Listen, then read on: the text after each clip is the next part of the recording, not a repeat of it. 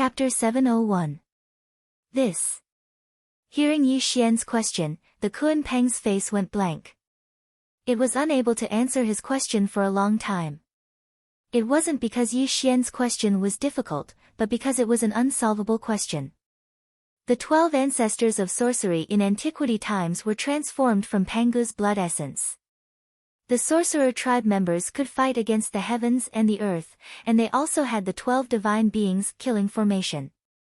If the 12 ancestors of sorcery in antiquity times condensed the real body of Pangu, even the sages would be afraid of them. Moreover, the sorcerer tribe members' combat strength was so terrifying that ordinary demon tribes could not resist them. This was also why the two tribes ended up in a lose-lose situation during the Great Tribulation of sorcerer and demon tribes. Even though the ancient demon court had reappeared in the world and the demon tribes had reappeared, the enmity between them and the sorcerer tribe could not be resolved. The two tribes did not want to resolve it at all. The ancient demon court could not destroy the sorcerer tribe, and the sorcerer tribe could not destroy the ancient demon court. This was an unsolvable dilemma. Kunpeng could not answer Yi Xian's question, because the ancient demon court could not destroy the sorcerer tribe at all. It could only reproduce the great tribulation of sorcerer and demon tribes. If this stalemate continued, perhaps when the second great tribulation of sorcerer and demon tribes reappeared, it would repeat the first great tribulation of sorcerer and demon tribes and end up in a lose-lose situation again. It seems that you can't answer my question. Then I'll ask you another question. Looking at Kunpeng's silence, Yi Xian smiled and said, I wonder how my cultivation compares with the two demon emperors. Oh, are you trying to show off your strength? Kunpeng smiled coldly and said, yes, you are indeed very strong, even stronger than Di Jun. However, compared with Donghuang Tai, your cultivation should be about the same. But don't forget that Donghuang Tai has the Bell of Chaos, which is invincible. It is a primordial treasure, which has made him invincible. You are definitely no match for him. Ha! Suddenly, Yi Xian laughed loudly, then nodded and said, fellow Taoist, you're right. However, let me ask you another question. Can the two of them become saints? This. Hearing Yi Xian's words, Kunpeng was stunned. He clenched his fists tightly as if he had thought of something terrible. He looked at Yi Xian abruptly. Everyone below the sage realm is an ant. The two demon emperors are already old and have no hope of reaching the sage realm. However, I am different. I have cultivated for 100,000 years and am already a quasi-sage. As long as I have more time, I will be able to reach the sage realm, Yi Xian said firmly. Do you think it's so easy to become a saint? Kunpeng said disdainfully. However, his words were weak and there was a heavy look in his eyes. Obviously, he did not mean what he said. He knew that Yi Xian was very likely to be the seventh heaven-destined saint. Yi Xian lightly smiled as he looked at the Kunpeng's pale face. He knew that it had already caused the Kunpeng to feel strange. This also caused him to look at the Kunpeng with a solemn expression and say, this emperor can promise fellow Taoist that as long as fellow Taoist joins the heavenly court, you will be the master of the three realms in the future, and not just the master of 10,000 demons. The so-called ancient demon court and the witch clan will all submit to this emperor. Think about it. The ancient demon court seems to be powerful, but in the end, it can only compete with the sorcerer tribe. Do you want to see the great tribulation of the sorcerer tribe repeat and experience the reincarnation again? Kunpeng, although I have taken away your opportunity, you can't cultivate the undying demon body only with the essence blood of the ancestor dragon. I can promise you that as long as you submit to me, I will help you cultivate the undying demon body in the future. Yi Xian was persuading Kunpeng. He had said all he wanted to say. As for the final decision, it was up to Kunpeng. Everything was silent, and the world was silent. The Kunpeng's eyes drooped as the aura around its body fluctuated. It was obvious that it was in a state of great hesitation. It was only because Yi Xian's words weren't false that he felt extremely shocked. Yes. The two demon emperors seemed to be powerful, but they were only sages to be. Even if they led the ancient demons to reappear, it was just a repeat of the great tribulation of the sorcerer tribe. However, Yi Xian was different. He was very likely to become a sage. Kunpeng could see that Yi Xian's Dharma access was extremely terrifying. He was not weaker than the two demon emperors when he had just become a sage's to be. This made Kunpeng's heart beat wildly. Submit to me and work together. Kunpeng, what are you hesitating for? Like the morning bell and evening drum, or the chaotic thunder, when Yi Xian's voice sounded again, Kunpeng suddenly raised his head. A look of determination flashed across his eyes. Then, he bowed to Yi Xian. Old Minister Kunpeng pays his respects to the Celestial Emperor. Good. Yi Xian slowly nodded as he watched the Kunpeng submit to him. The corners of his mouth curled into a satisfied smile. From now on, you are the demon master of the Celestial Court. I will recruit the demon tribe of the three realms and surpass the ancient demon court. I will truly control the three realms. Yi Xian said firmly. Don't worry, Celestial Emperor. Since Kunpeng is loyal to you, I will not be disloyal.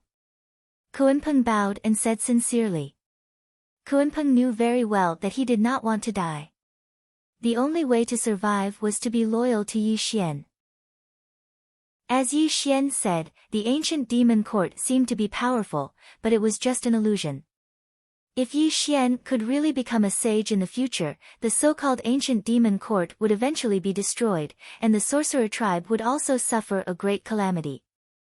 Kunpeng was not a hero, nor was he a righteous person. From the fact that he hid here to seek the essence blood of the ancestor dragon, it could be seen that he was also an ambitious and ruthless person. After experiencing a series of things, Kunpeng found that following Yi Xian might be an excellent choice. Of course, Kunpeng was also taking a risk and gambling his own fate. If Yi Xian could not defeat the sorcerer tribe and the demon tribe and died, Kunpeng would also be spurned by the demon tribe. However, Kunpeng believed that Yi Xian could become a sage in the future and could truly become an invincible person in the world. This was also the reason why he took a risk. What happened next was very simple. After Kunpeng submitted, he briefly described the secret of this place. The northernmost sea was the place where the ancestor dragon fell. The last drop of essence blood of the ancestor dragon was left, and the ancestor dragon's soul was also scattered between heaven and earth. In order to refine the essence blood of the ancestor dragon, Kunpeng had been hiding here since the end of the Great War of Sorcerer and Demon. He hoped to refine the essence blood of the ancestor dragon and reach the peak of the sage to be. However, he did not expect that it would be taken by Yi Xian. Of course, Kunpeng would not say this directly. He simply introduced the origin of this place. Then, under Yi Xian's proposal, the two left the northernmost sea. It had been almost 30,000 years since Yi Xian left the celestial court. Today, he was already in the sage-to-be realm. When he took Kunpeng out of the northernmost sea, no one knew what changes it would bring to the three realms. And it was only less than 10 years before the ginseng fruit meeting began. Chapter 702. Southern Viewing Continent, Endless Sky Ancient City. Endless Sky Ancient City was a city, but it wasn't devoid of mortals. Instead, it was filled with cultivators and Tao-seeking cultivators. Immortals, Buddhas, and demons coexisted here. Among the four great continents, Southern Viewing Continent was the most peaceful. Not only were there very few disputes, but immortals, Buddhas, and demons could coexist. This was a miracle in the three realms. Sky Below Ancient City was a sacred place in the Southern Viewing Section continent. Its city lord, Gu Tianlan, was a golden immortal of the Great Principle. He was extremely famous in the entire Southern Viewing Section continent. It was also because of his existence that there were very few fights in the entire Sky Below Ancient City. It had to be said that Gu Tianlan, a Daluo Jingxian, was able to make immortals, Buddhas, and demons coexist peacefully in Endless Sky City. A crescent moon hung in the sky, and the stars in the sky sprinkled starlight. It was currently night, but the entire endless sky ancient city seemed unusually lively. The sound of firecrackers and fireworks interweaved in the sky above endless sky ancient city, creating a peerlessly beautiful scene. A large number of cultivators shuttled back and forth, creating a lively atmosphere. Endless Sky Wine House. This was the most famous wine house in Endless Sky ancient city, and it was also the place where immortals and demons lingered. This was because the wine here was brewed from the best spirit fruits. Not only did it give people a continuous aftertaste, but it was also extremely beneficial to one's cultivation. Of course, the price of this wine was naturally not cheap. Those who could enter here to enjoy it were at least immortals. The boss behind the scenes who opened this wine house was naturally the city lord, Gu Tianlan. "Guests, please come in." The waiter at the door was a nascent soul cultivator. At this moment, two black-clothed men wearing bamboo hats entered the wine house, causing him to quickly welcome them with a smile on his face. A jug of immortal wine and 2 plates of spirit fruits. One of the black-clothed men spoke in a low voice. His body slightly moved to the side, and he modestly invited the person beside him to enter first. From this, it could be seen that the two were master and servant. The waiter didn't find their mysterious appearances strange. After all, he had received all kinds of strange people before. He didn't reveal the slightest bit of strangeness as he welcomed the two into the wine house. Although it was called a tavern, it was just an abbreviation. The Endless Sky Tavern was 9 stories tall, and its scale was extremely large. It could hold as many as 10,000 people. The first 3 floors received ordinary cultivators, and the higher they went, the more extraordinary the people they received. When the 2 black-clothed men reached the 3rd floor, they found a window seat and sat down. The 3-story tavern was very spacious, and there were over 100 cultivators drinking and exchanging toasts. However, there were not only humans among them, but also strange-looking demons. The arrival of the 2 black-robed men caused these cultivators to focus their gazes on them. After a brief glance, they shifted their gazes away. After passing Tianlan ancient city, we will enter the Aparagodania continent. I didn't expect that when I was born again, I would coincide with Jin Yuanzi's ginseng fruit meeting, the Kunpeng said with a smile. Obviously, the 2 men wearing bamboo hats were Yi Xian and the Kunpeng. They left the northern underworld sea and came all the way to the Aparagodania continent. Coincidentally, they passed by the Endless Sky City. At Yi Xian's suggestion, the 2 entered the city and stayed for a while. Although the ginseng fruit is good, it's useless to you and me. I'm wondering who will participate in this ginseng fruit meeting, Yi Xian said with a smile. Hearing Yi Xian's words, the Kunpeng laughed and said, "This Jin Yuanzi is known as the ancestor of earthly immortals. His magic skills are very impressive. I believe that as long as the sage-to-be zenith heavens are not cultivating in seclusion, they will definitely participate in this meeting."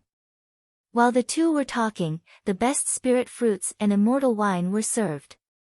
Although this wine was highly recommended by some heavenly immortals, Yi Xian was not interested in it at all. Instead, the Kunpeng was tasting it with great interest.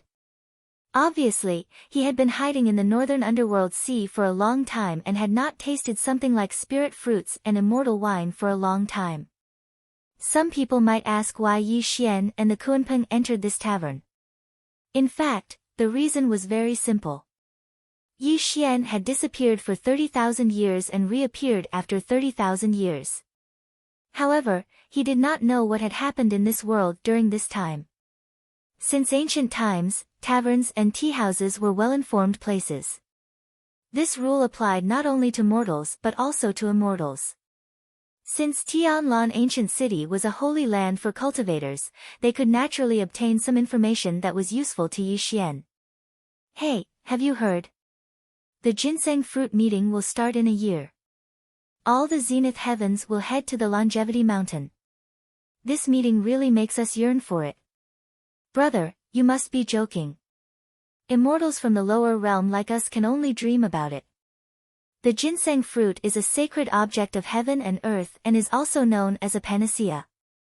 Not to mention seeing it, even smelling it is a blessing that we have accumulated in our previous lives. Brother, please don't be delusional. Ha, a worthy younger brother is right. However, I heard that the demon emperor Di Jun will go to the Longevity Mountain in person this time. It is also rumored that the ancestor of sorcerer Zhurong is also heading to the Longevity Mountain. Do you think there will be a great battle between the two? Sure. Brother, don't talk. One of the immortals' expression changed slightly. He hurriedly gestured for his companion to keep quiet before carefully reminding him in a low voice, Brother, please don't talk nonsense. You must know that the ancient demon court has reappeared in the world, and Queen Nuwa has even issued a decree. Now, billions of demons in the three realms have joined the ancient demon court, and the demon race's momentum has already reached the Tongtian. Once the Myriad Demon Conference starts, the ancient demon court will officially become the master of the three realms. The sorcerer race and the ancient demon court are like fire and water. Brother, please don't mention such a sensitive topic again. Otherwise, you and I can't afford to get into trouble. What's there to be afraid of? Right now, only you and I are talking. No one else can hear our conversation. However, you said that the ancient demon court has regained control of the three realms of the heaven, earth, and man. What should the 33rd layer of the celestial court do? Legend has it that Yi Tiandi is not someone to be trifled with. Brother, you might not know this, but the 33rd layer of the celestial court has already activated the heaven-protecting array. The so-called immortal officials have already disappeared from the world. How can the celestial court compare to the ancient demon court? Obviously, they are afraid of the ancient demon court. I'm afraid that after the Myriad Demon Conference, the 33rd layer of the celestial court will become a thing of the past. As for the so-called Yi Tiandi, there has been no news about him for tens of thousands of years. I'm afraid that he is hiding in the bullfighting palace, trembling in fear. When the immortal said that, he carefully looked around and continued in a low voice, Moreover, I heard that the immortal of the GS school has already sent a congratulatory letter to the ancient demon court. Clearly, he has the intention of befriending the ancient celestial court. I'm afraid that Yi Tiandi. Ah! The heaven immortal sighed and did not continue. However, the meaning behind his words was clear. A worthy younger brother is right. Yi Xian once killed tens of thousands of people from the Magi race. Now, the 12 ancient ancestral Magi have appeared, and the ancient demon court is about to regain control of the three realms. With the support of the Chan school, he can be said to be attacked from both sides. I think his final outcome will be extremely miserable. The two of them drank and chatted. However, they did not know that their words had fallen into Yi Xian's ears. Chapter 703. Humph, suddenly, a cold snort sounded out. The Kuan-Peng glanced at the two of them, causing their expressions to change slightly. They felt an extremely terrifying aura press down on their minds, causing them to be unable to move at all. Two noisy ants. Are you two courting death? The Kuan-Peng spoke gloomily as his eyes moved slightly as if he would annihilate the two of them in the next moment. Obviously, the words of these two heavenly immortals were extremely disrespectful to Yi Xian. If he didn't say anything, could it be that Yi Xian had to make a move himself? What are you doing? One of the heavenly immortals had a ghastly pale expression as he knew that their conversation had definitely been heard. This caused the two of them to tremble as they asked this question. Obviously, they knew that they had caused trouble. Alright. Suddenly, before the Kuan-Peng could make a move, Yi Xian patted him lightly on the shoulder, causing the Kuan-Peng to withdraw his aura. However, a wisp of gloomy killing intent flashed past his eyes as he looked at the two of them. Fellow Taoists, may I know if you two can come over for a chat? Yi Xian smiled warmly as he looked at the two of them, and he gave off the feeling of a spring breeze and rain. May I know who Senior is? If we brothers have offended you in any way, please forgive us. The two of them looked at each other before they stood up slightly and walked over to Yi Xian. They even bowed while their entire bodies became extremely reserved. The two of them couldn't be blamed for acting like this. No matter what, the two of them were heavenly immortals. However, a single glance from the Kun Peng caused them to be unable to move. Obviously, the two mysterious figures before them were definitely great immortals, and they absolutely couldn't afford to offend them. Fellow Taoists, there's no need to be nervous. I just want to ask about what major events have happened in the world in the past tens of thousands of years. Yi Xian nodded with a smile. The two heavenly immortals were slightly stunned when they heard Yi Xian's words. After that, they didn't dare be negligent in the slightest and hurriedly described the major events that had happened in the past tens of thousands of years. The first major event was that 10,000 years ago, Goddess Nuwa had issued a saint's decree to inform the demons of the three realms that the ancient demon court had reappeared in the world. They would once again take control of the three realms. This also made billions of demons submit. Countless Tongtian demon monarchs had joined the ancient demon court. The second major event also happened 10,000 years ago. The Magi lineage announced to the three realms that the 12 ancient ancestral Magi had returned. The Magi were about to reappear in the world. Countless great Magi roamed the three realms and recruited disciples without restraint.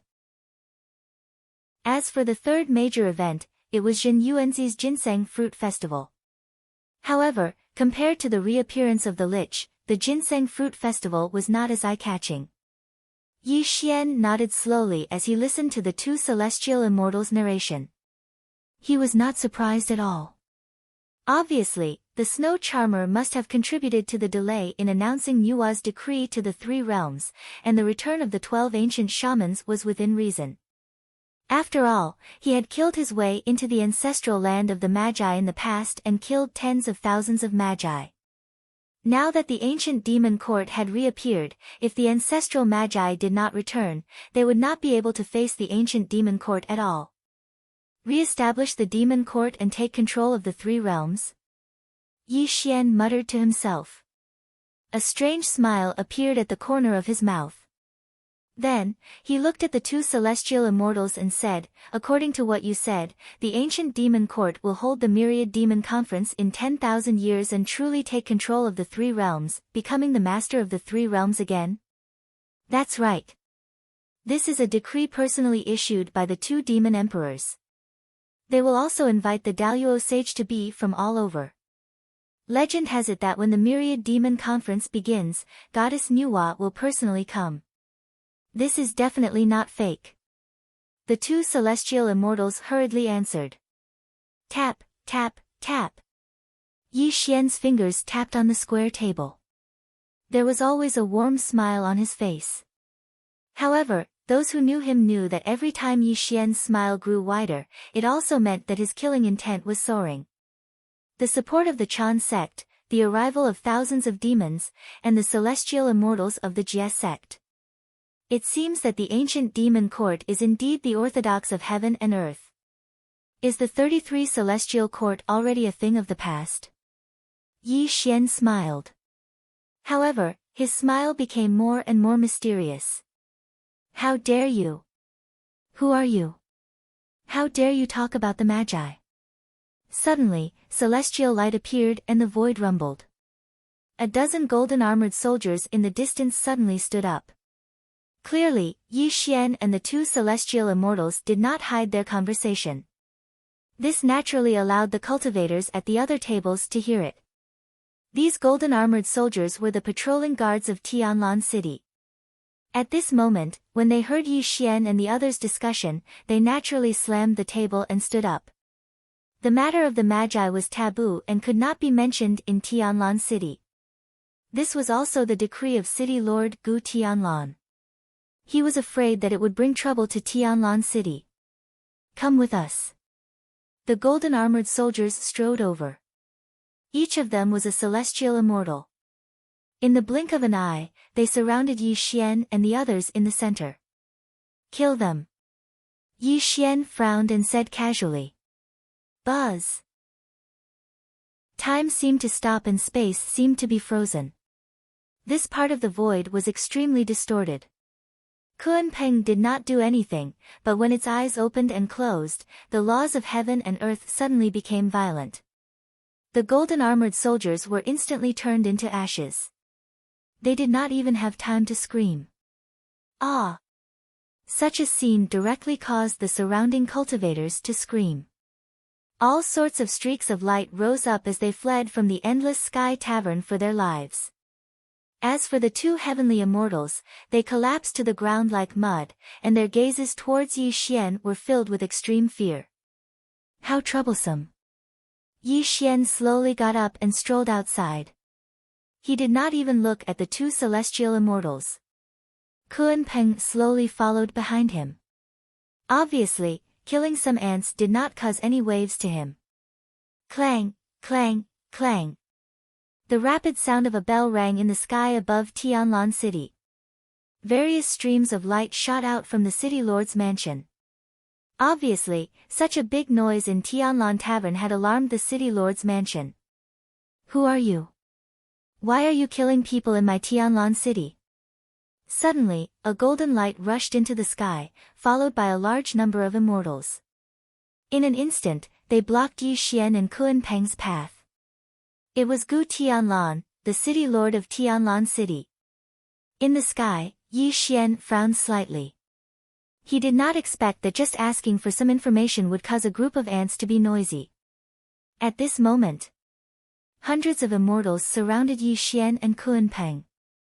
Gu Tianlan frowned and looked at Yi Xian with a heavy look in his eyes. Strong, very strong. They were so strong that he could not see their cultivation at all. This was what Gu Tianlan felt at this moment. Gu Tianlan, a disciple of the Chan sect, had established his own orthodoxy in the Nanzhan department continent and built Tianlan City where immortals, demons, and demons lived together. His cultivation was at the second heaven of Daluo, and his cultivation was the Disha 72 transformations of Taoism. He could be said to be an extremely famous Daluo Jingxian in the Nanzhan department continent. However, he was in a heavy mood now because he felt a chill in his heart, and the source of this feeling was the two people he stopped. I am Gu Tianlan, the third disciple of the Emperor of the South Pole. May I know who you are? May I know your names? Gu Tianlan bowed. At this moment, he already regretted stopping the two people. However, the arrow was on the bow and had to be shot. He could only pretend to be calm and mentioned his master, hoping to make the two people afraid.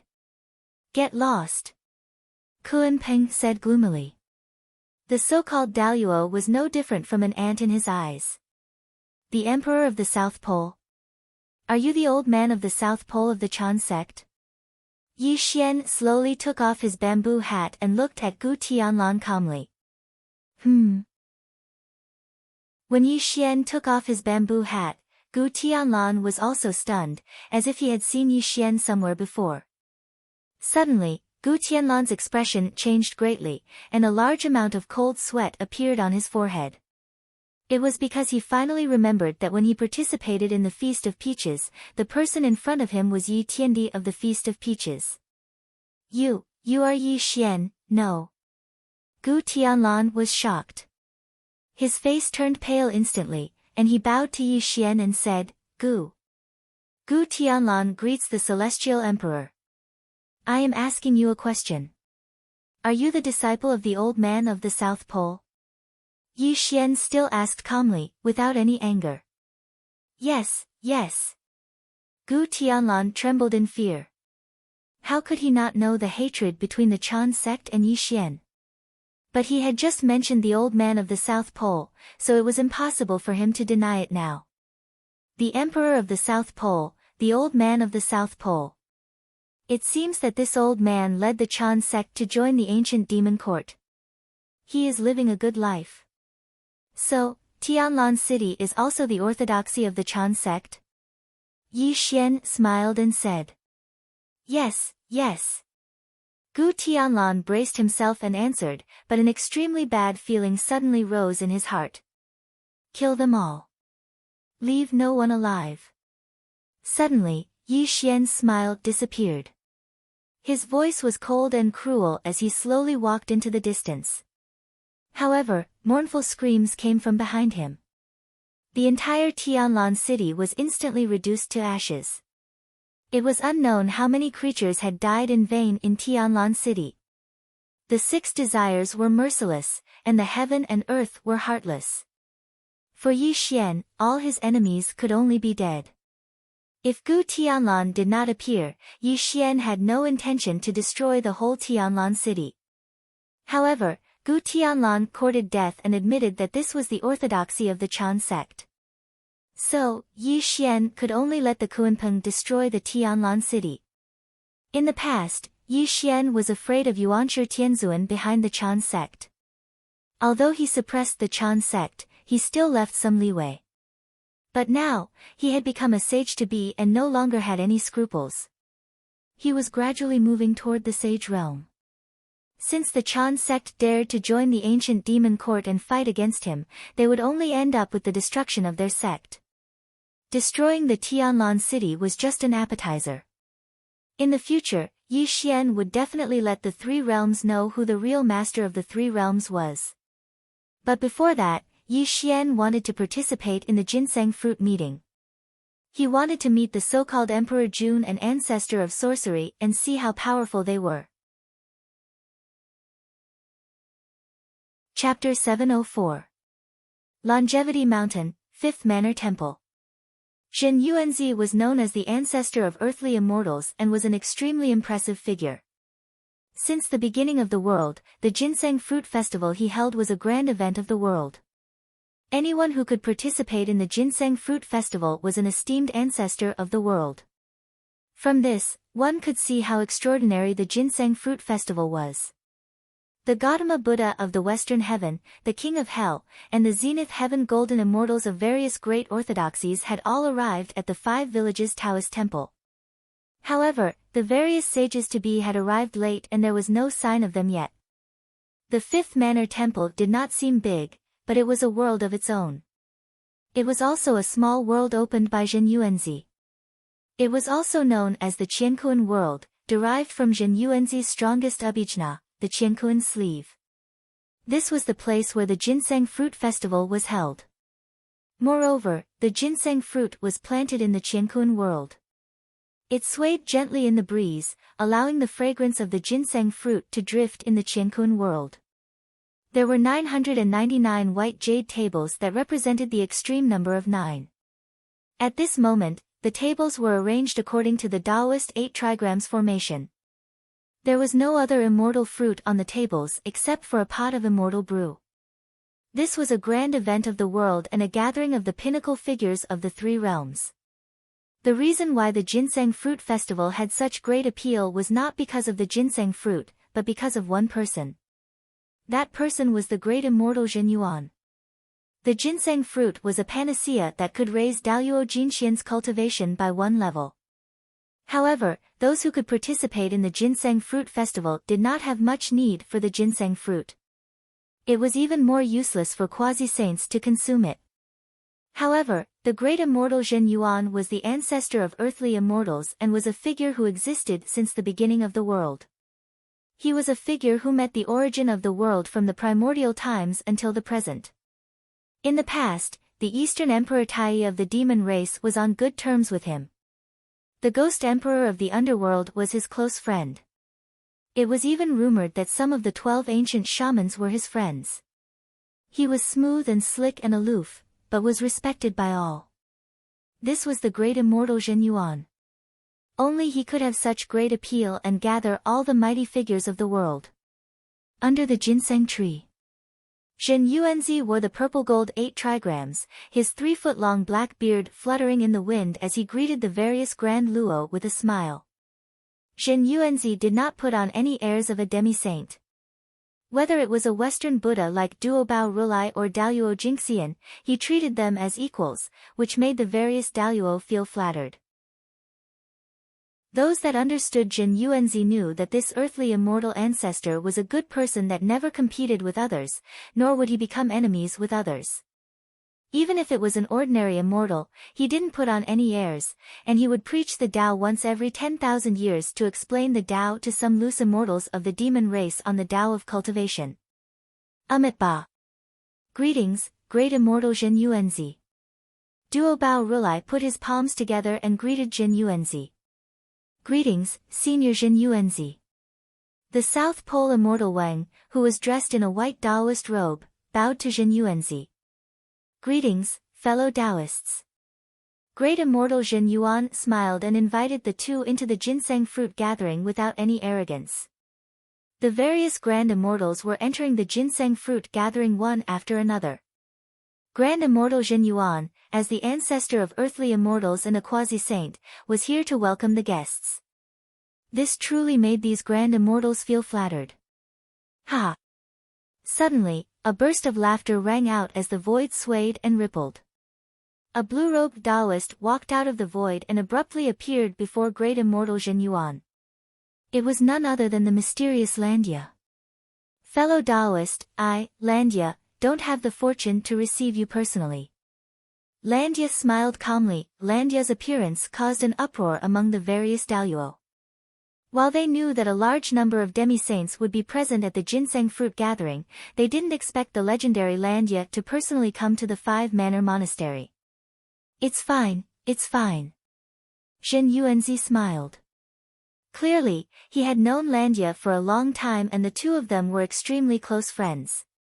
Naturally, he wouldn't be as courteous as the others. Rumble.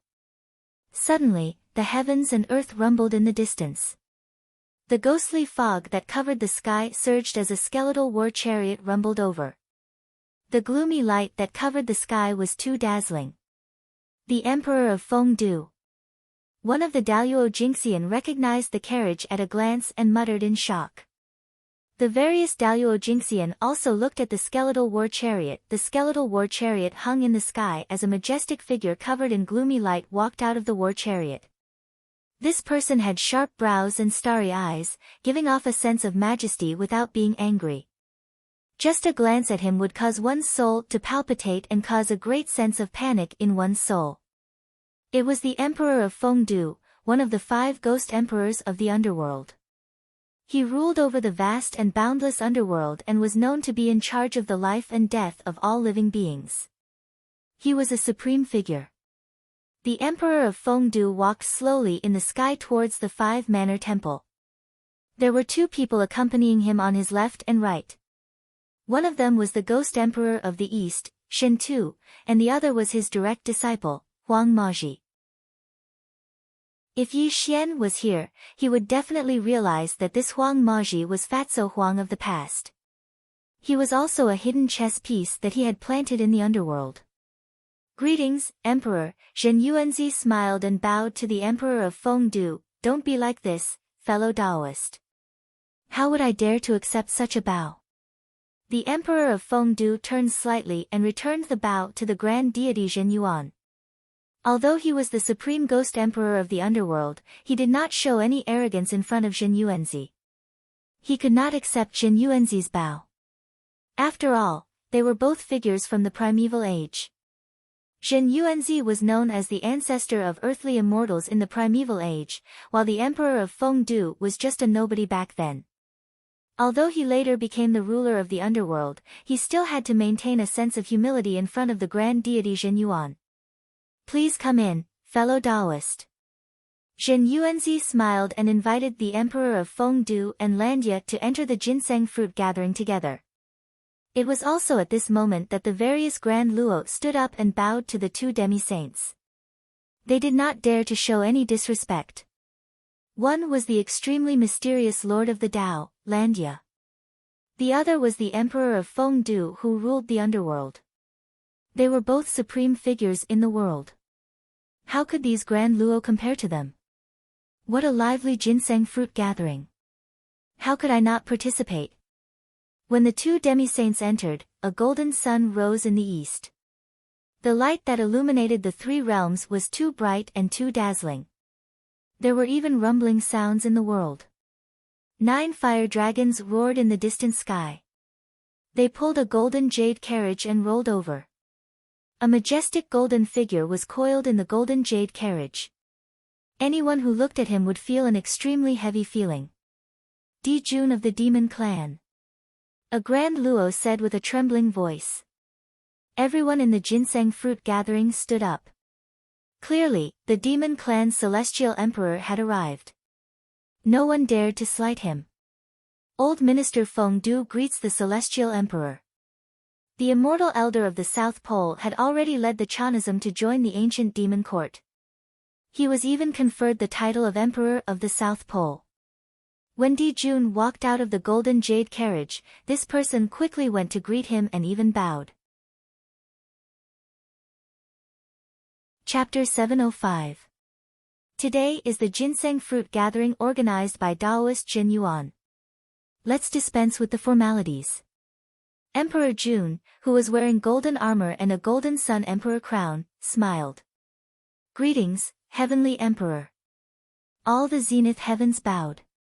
The ancient demon court was extremely powerful now, and they were about to regain control of the heaven and earth three realms. They did not dare to overstep their boundaries. Greetings, Taoist friends. Emperor Jun strode over with the aura of a heavenly emperor. He first cupped his hands at Jin Yuanzi, then nodded at Landia and the emperor of Feng Du roar. Suddenly, an earth-shattering roar was heard. A cloud of fire rose in the sky, and a figure as red as fire rolled over with a domineering aura. Humph! Such a scene made Emperor Jun's face turn cold. He snorted and squinted his eyes at the newcomer. Boom! The earth shook, and the heavenly fire burned the sky. A red-haired, red-bearded man walked over. As the fire dissipated from his body, he appeared in the ginseng fruit gathering. I was wondering who it was. So it's you, the three-legged golden crow. Zhurong, the ancestral witch of fire, controlled the fire essence of heaven and earth, and was one of the 12 ancestral witches. He was definitely a top figure in the three realms. When he saw Emperor Jun, he said coldly. Do you want to die? Being insulted by Zhurong in front of all the zenith heavens sage-to-be, Emperor Jun's face turned cold. A golden sun anomaly rose behind him, and he looked at Zhurong with great murderous intent. Both of them controlled the fire essence of heaven and earth. Zhurong was known as the ancestral witch of fire, while Emperor Jun was born from the sun skyfire. His original form was the ancient golden crow. There was a great war in the untainted land in the past. Because of the hatred between the witches and demons, the two of them had great enmity. Taoist friends, please calm down. Suddenly, Zenyuanzi stood between them and made a Taoist bow to them, which made Zhurong and Emperor Jun snort and withdraw their qi. Obviously, the hatred between the shamans and demons was deep. However, today was Jin Yuanzi's event. If they fought in the host's house, wouldn't it be a slap to Jin Yuanzi's face? The two of them couldn't do such a thing. Moreover, the two of them had their own reasons for participating in the ginseng fruit meeting. They didn't want to fight to the death as soon as they met. Humph, for the sake of fellow Taoist Jin Yuan, I won't lower myself to your level. Emperor Jun sneered and walked into the ginseng fruit meeting. How pretentious. Under Jin Yuanzi's invitation, Zhurong joined the ginseng fruit gathering as well. However, the presence of the two at the same time gave the other grand heavenly immortals a great deal of pressure. Under the ginseng fruit tree, Jin Yuanzi was still welcoming the guests. As time passed, two more pre-saints arrived. However, these two pre-saints weren't famous. One of them was called Ancestor Wanxiang, and the other was called Qing Tian Taoist. They had just entered the pre-saint realm and couldn't be compared to Emperor Jun and the others from the primeval age. Rumble. Suddenly, the five-colored divine light covered the sky and earth. A figure was strolling in from the horizon. This attracted the attention of all the guests. Kong Xian. He has entered the pre-saint realm. Duo Bao Rulai's expression changed drastically as he exclaimed.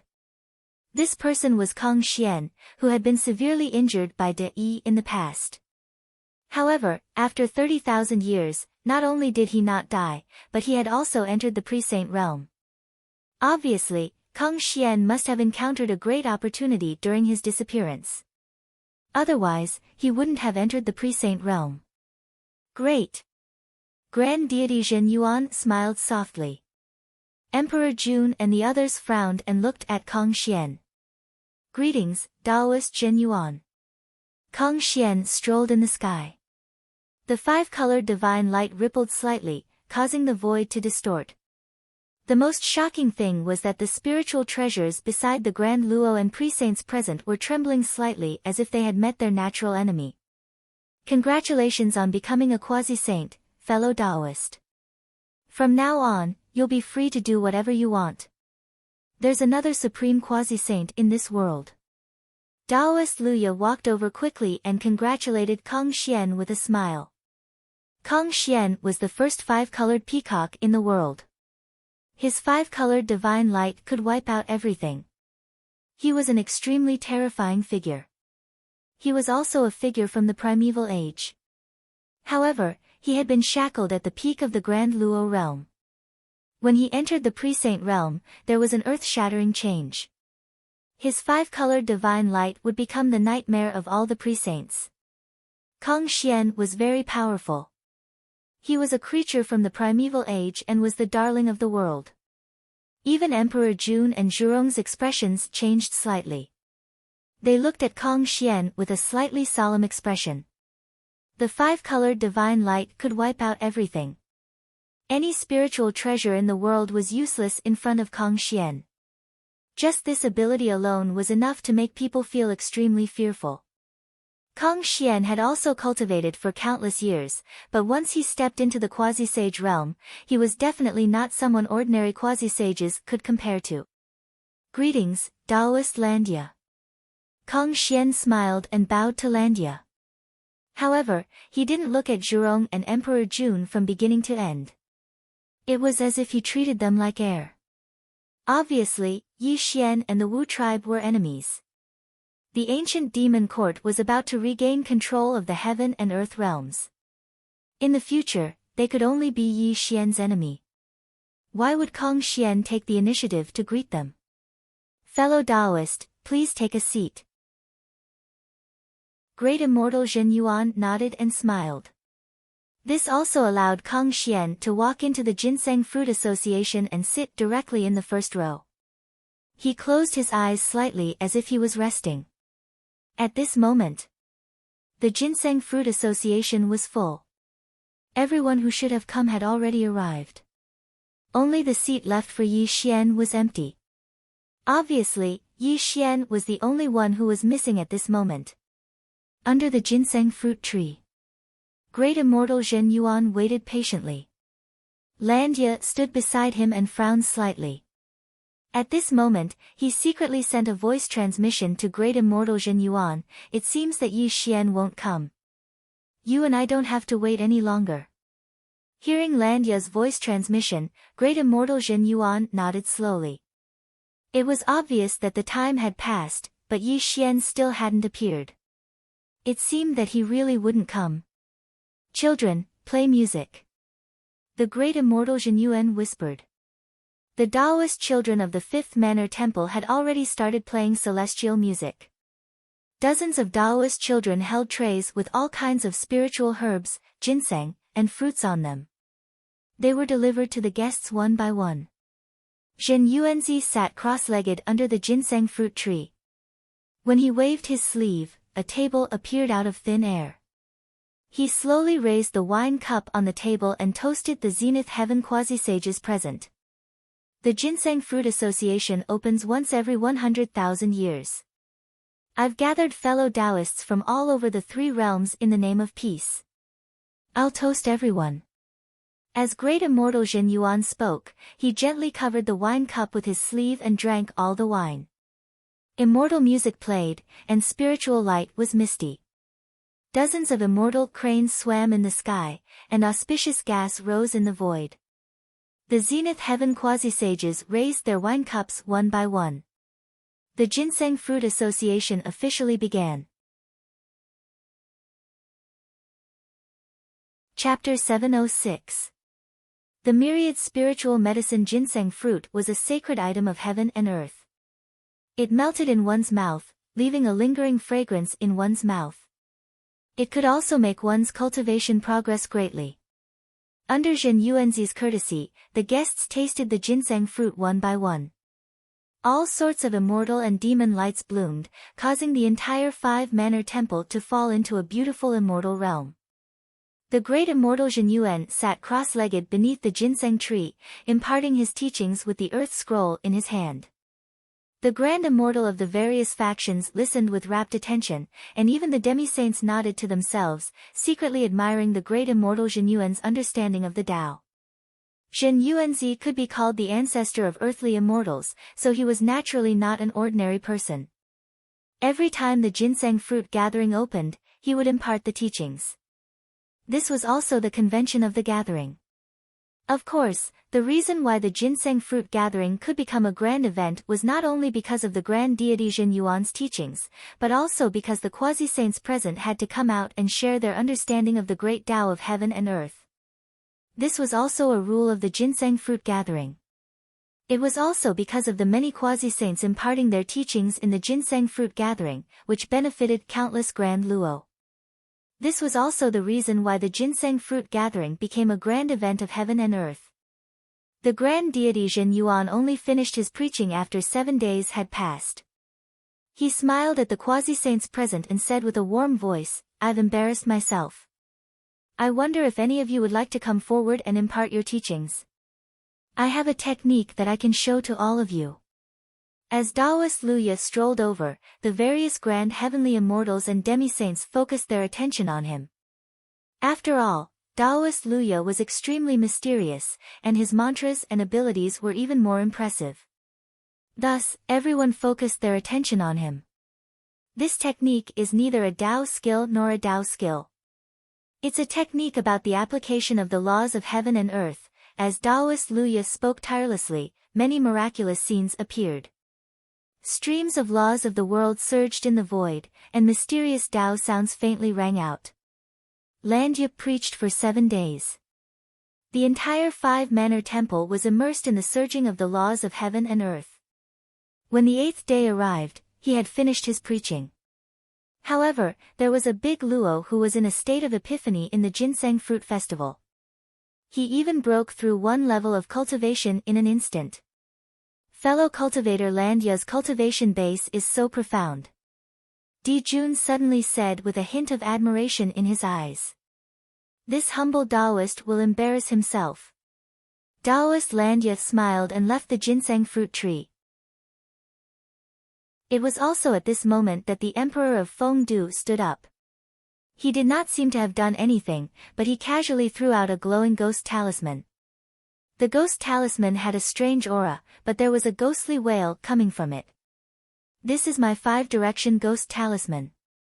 If anyone can comprehend the supernatural powers within, they can take it. I will not pursue the matter, the emperor of Fengdu said coldly. Hua! A stone stirred up 1,000 ripples. Every big luo cried out in surprise. Even the seated demi-saints looked at the emperor of Fengdu with a strange expression. It was no wonder everyone reacted that way.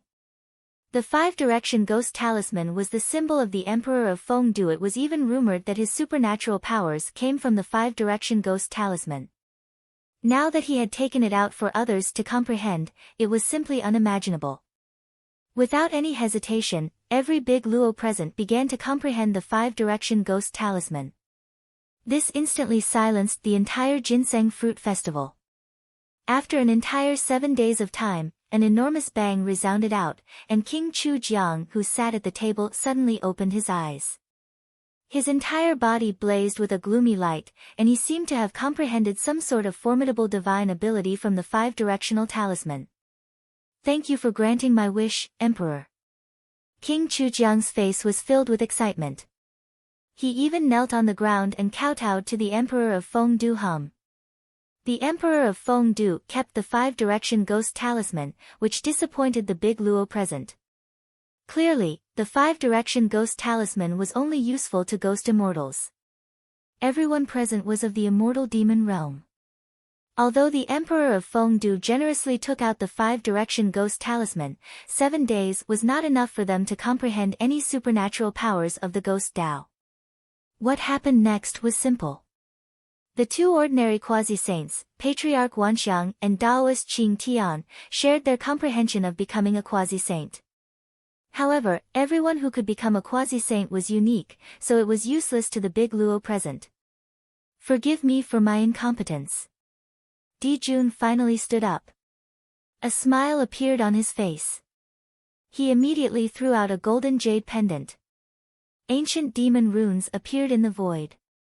The Great Sun Heavenly Sun technique is the supreme technique of the demon race. Any demon who cultivates this technique will be able to reach the pinnacle of Big Luo without any shackles, Dijun said proudly. He looked around at the Big Luo present, and his heavenly emperor aura spread out. Hiss. Gasps could be heard continuously. The Grand Luo present looked at Dijun with great surprise. One should know that if the Great Sun Heavenly Sun technique was cultivated to greater mastery, one could directly condense the true sun flame.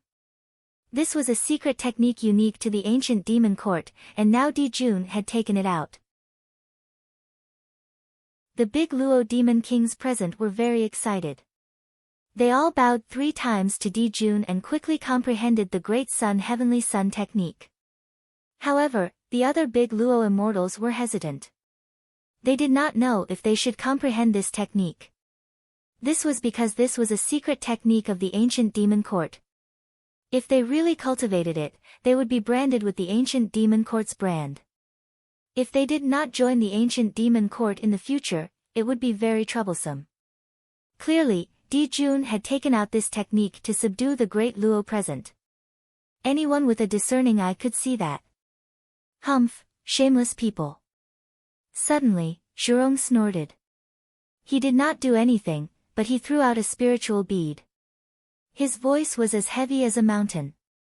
9 Heavens Arcane Fire Bead. It contains the power of 9 Heavens Arcane Fire. Anyone who can absorb the power of the arcane fire can take it. Dijun and Zhurong attacked at the same time. A strange atmosphere grew in the ginseng fruit gathering. There was also the smell of gunpowder. Celestial Emperor, there is no need to lower yourself to Zhurong's level. Let's get down to business. The immortal hermit of the South Pole secretly transmitted his voice to Dijun. Dijun nodded slowly, ignoring Zhurong's provocation. Fellow Taoists, you should know that the ancient demon court will officially take control of the 3 realms 10,000 years later. At that time, Nuwa will also appear personally. Billions of demons will return to the ancient demon court, and the glory of the past will be recreated. As Dijun spoke, all the big Luo quasi-saints listened attentively. This made Dijun smile and continue. Today, I formally invite everyone to participate in the demon gathering 10,000 years later. The ancient demon court will also become the ruler of the 3 realms once again. As Dijun's words fell, the emperor of Fengdu's eyes turned cold. However, he did not refute. Zhurong sneered, but there was fear in his eyes. Clearly, Dijun was summoning the ancient demon court to be the rightful ruler of the 3 realms. The ancient demon court would be the ruler of the 3 realms. What a joke! If the ancient demon court is the ruler of the heaven and earth, then what is the celestial court? Suddenly, when everyone was silent, a cold voice quietly sounded. This made Dijun's expression change, and he looked toward the source of the voice. Kong Xian, are you provoking me? Dijun's eyes were gloomy. Others may be afraid of you, Dijun, but I, Kong Xian, do not take you seriously. Kong Xian stood up, and the 5-colored divine light soared into the sky. Although Kong Xian had just become a sage-to-be, he and Dijun were from the same era. His foundation had already accumulated to an extremely terrifying level. When he became a sage-to-be, although he was still not Dijun's match, it was wishful thinking for Dijun to kill him. Ha! Suddenly, Dijun laughed, but his laughter was extremely contemptuous. He said disdainfully, it seems that you are standing up for Yi Xian. What a pity. Yi Xian is just an undeserved reputation. This time, he did not even dare to participate in the ginseng fruit meeting. How can the celestial court he leads compare with the ancient demon court? Or, do you think that he dares to appear in front of me? Di Jun sneered. From the beginning to the end, he had not taken Yi Xian seriously. When the ancient demon court reappeared in the world, the 33rd celestial court had been holed up, which made him mistakenly think that Yi Xian was just a puppet celestial emperor. Ha! Suddenly, a chuckle rang out. This laughter was filled with mockery, and it rang in everyone's ears. This caused the expressions of everyone present to change drastically. No one knew who dared to laugh out loud at this moment. Who is it? Di Jun's expression turned cold, and he wanted to find the source of the laughter. Are you looking for me? Suddenly, a calm voice came from behind Emperor Jun. Emperor Jun turned around in horror and looked at the person who had just come. With his cultivation, he didn't know when someone was standing behind him. How could he not be terrified? Yi Xian was dressed in black, and his gray hair hung behind his head. A cool breeze blew past, causing his hair to flutter in the wind. At this moment, he was calmly looking at Di Jun, and there was no aura around him. A worthy younger brother. When Yi Xian suddenly appeared, Kang Xian exclaimed. Grand Immortal Zhen Yuan and Taoist Landia were even more surprised, because even they did not see how Yi Xian appeared in front of them. Has he stepped into the sage to be? Zhen Yuanzi's eyes froze, and a trembling voice came from his mouth. He was completely stunned, and his mind was in turmoil. He looked at Yi Xian with an extremely complicated expression, which showed how emotional he was at this moment. Chapter 707. If one were to say that since the creation of the world, anyone's talent could be said to be unprecedented, then there would definitely be a place for Yi Xian. Ever since Yi Xian appeared in the Earth Immortal realm, he was only at the Grand Unity stage. However, after 100,000 years, he was already ranked among the quasi-saints. This was simply a miracle, and it could even be called an immortal legend. No one had ever become a sage to be in just 100,000 years. However, when Yi Xian appeared in the ginseng fruit meeting, everyone present had mixed feelings. As the old saying went, comparisons are odious. Immortal Zhen Yuan had watched Yi Xian grow from an insignificant immortal to a sage to be. Therefore, he was touched the most. Landia was speechless. The Emperor of Fengdu was scrutinizing Yi Xian. The ancestor of sorcery of Zhurong was also looking at Yi Xian with narrowed eyes. Everyone had a serious look in their eyes.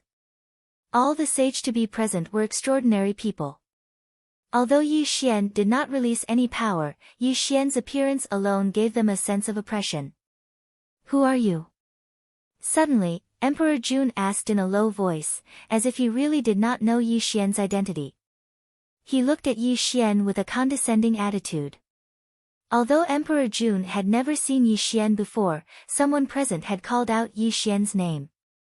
This also made him know that Yi Xian was the master of the 33rd Celestial Court, the so-called Celestial Emperor in this world. However, even though he knew, Di Jun still didn't place Yi Xian in his eyes. After all, he really didn't believe that a mere junior could be his match. Moreover, in Emperor Jun's mind, the 33rd Celestial Court would disappear sooner or later because there could only be one Celestial Court in this world. Yi Xian would eliminate it sooner or later. It was just a matter of time. The two Celestial Emperors were confronting each other. The atmosphere of the ginseng fruit meeting suddenly became heavy. All the almighty sage-to-be focused their attention on the two, wondering how Yi Xian would deal with Emperor Jun. Unfortunately, Yi Xian only glanced at Emperor Jun. His eyes were extremely calm, as if he ignored Emperor Jun directly. He did not answer Emperor Jun's question at all. I'm asking you a question. Didn't you hear me? Emperor Jun's voice gradually turned cold, with a hint of reproach. Get lost. It was just a simple word from Yi Xian's mouth, but it was like a clap of thunder in the ears of all the almighty sage-to-be. They looked at Yi Xian with a great change of expression. It was no wonder that they reacted this way. In their hearts, Tong Tian, the power of the ancient demon court, and hundreds of millions of demon tribesmen had already joined the ancient demon court. They also had the support of Sage Nuwa, and the bloodline of the Chan sect had also joined the ancient demon court. This also proved Yuanzhi Tianzuan's attitude. Although Yi Xian had entered the sage-to-be realm, he had just entered the sage-to-be realm. How could he compare with the two demon emperors? Moreover, the attitude of the Jia sect was ambiguous now, and the immortals of the Jia sect were on good terms with the ancient demon court. Perhaps this also represented Tongtian's attitude. Moreover, Yi Xian had killed tens of thousands of people of the Wu tribe. He had long been an enemy of the Wu tribe. At this moment, he was already an enemy of the whole world. Perhaps one day he would be buried between heaven and earth. However, no one had expected that Yi Xian would still be so arrogant in such a situation. Was he not afraid that Di Jun would suppress him on the spot? All sorts of discussions sounded out. Everyone looked at Yi Xian with extremely complicated gazes. Some were helpless, some were pitiful, and some were even gloating. It was as if they could already see that Di Jun would attack in a rage and suppress Yi Xian here in the next moment. Are you courting death? Sure enough, Di Jun's face was extremely gloomy. When he opened and closed his eyes, two golden suns rumbled and rotated in the bottom of his eyes, causing the world to rumble and explode. The world gradually began to shake. If I were you, I wouldn't talk so much nonsense. Yi Xian said calmly. He looked at Di Jun as if he was looking at a dead man. His voice was emotionless as if he did not care about Di Jun at all. You're courting death. Di Jun's true form was the first three-legged golden crow since the creation of heaven and earth. He was even born extraordinary in the heavenly fire of the sun. His magic skills were considered to be the best in the three realms. Boom! A golden sun rose. Tong Tian flames burned the sky. A three-legged golden crow condensed behind Di Jun. With an earth-shattering cry, Di Jun moved his palm and slapped toward Yi Xian. Retreat! Di Jun attacked violently. All the Daluo experts scattered in panic. Only the sages to be present had a slight change in expression. Each of them performed their magic skills to protect the fifth manor. Let's see how capable you are. Suddenly, Yi Xian let out a low roar. He didn't use any kind of technique, but he took a step forward and shot towards Di Jun, directly ignoring the giant palm that the emperor had slapped down on him. The void collapsed and exploded. Yi Xian seemed to have broken through the barrier of time and space. He appeared in front of Di Jun in an instant. Yi Xian's lips curled into a sinister smile. He swung his right fist and slammed it toward Di Jun. Bang! There was a loud explosion and the mountains and rivers shook. Di Jun's expression changed greatly. He turned his palm into a fist and hurriedly met Yi Xian's attack. When the two fists collided, the void began to collapse. Extremely terrifying spatial cracks appeared as if they were going to pierce through heaven and earth. Get lost!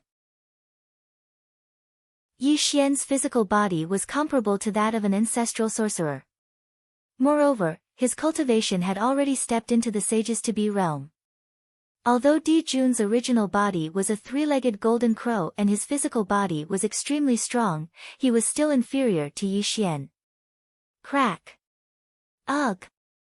The sound of bones breaking could be heard. Di Jun let out a muffled groan. His fists were cracking inch by inch. Strands of golden blood were flowing out from his fists. Apparently, he was at a disadvantage in the contest of physical strength. However, this was not the end. What happened next stunned everyone. They could not believe their eyes and felt as if they had fallen into a dream. Little bastard, I'll suppress you here today. Yi Xian roared in a low voice. His fists were like a millstone of the heavens and earth. When he swung his arms, it was as if he'd brought the heavens and earth with him as he smashed down towards the monarch with a mighty force that could suppress the heavens and earth. Bang! Bang! Bang! The sky was filled with fist radiance like the 9 heavens, and the divine light that could explode heaven and earth shattered the void. Yi Xian's body was glowing. This was a kind of light that could hold up heaven and earth. It gave people a feeling that he was indestructible and made Di Jun retreat step by step. Ugh! Di Jun was caught in a great tribulation. He crossed his arms and released chaotic divine light to protect himself. However, Yi Xian's physical body was too strong. Di Jun's fists were like chaotic divine mountains that were smashing toward him. Di Jun was too careless. He was so careless that he did not regard Yi Xian as his opponent. He even fought with Yi Xian with his physical body, which put him at a disadvantage. At this moment, it was extremely difficult for him to escape from Yi Xian's attack. Chapter 708. Crack. Golden blood splattered everywhere as he let out a mournful roar. Di Jun's arms had already cracked, and golden blood was currently flowing out. This was caused by Yi Xian's smashing, causing his arms to faintly distort in an irregular manner. If this continued, he would definitely be suppressed by Yi Xian on the spot. What a terrifying body! What kind of skill does he practice? Suddenly, the eyes of Zhu Rong, who was watching from afar, froze. A trace of bewilderment flickered in his eyes, and his gaze towards Yi Xian was filled with astonishment. No one knew Emperor Jun's cultivation better than Zhu Rong. They had fought a great battle in the past. Although Emperor Jun's body of the demon clan was not as strong as that of the ancestor of sorcery, he was by no means weak. Even Zhu Rong could not force Emperor Jun to such an extent. But what did he see? He could not believe that there was another creature in this world whose body was comparable to that of the ancestor of sorcery except for the 12 ancestors of sorcery. Golden Crow Deception Skill. Suddenly, under Yi Xian's ferocious suppression, Di Jun let out a furious roar. His entire body suddenly became illusory and directly transformed into a golden light that disappeared. When he reappeared, he'd already left the battlefield. Such a scene caused Yi Xian's expression to slightly change. He looked at Di Jun in astonishment before his expression returned to normal. It was obvious that Di Jun wasn't simple. He must have used some sort of secret technique to escape his suppression. What a golden crow deception skill! I didn't expect to see this kind of supreme skill of the demon clan again after so many years, Lan Yu praised.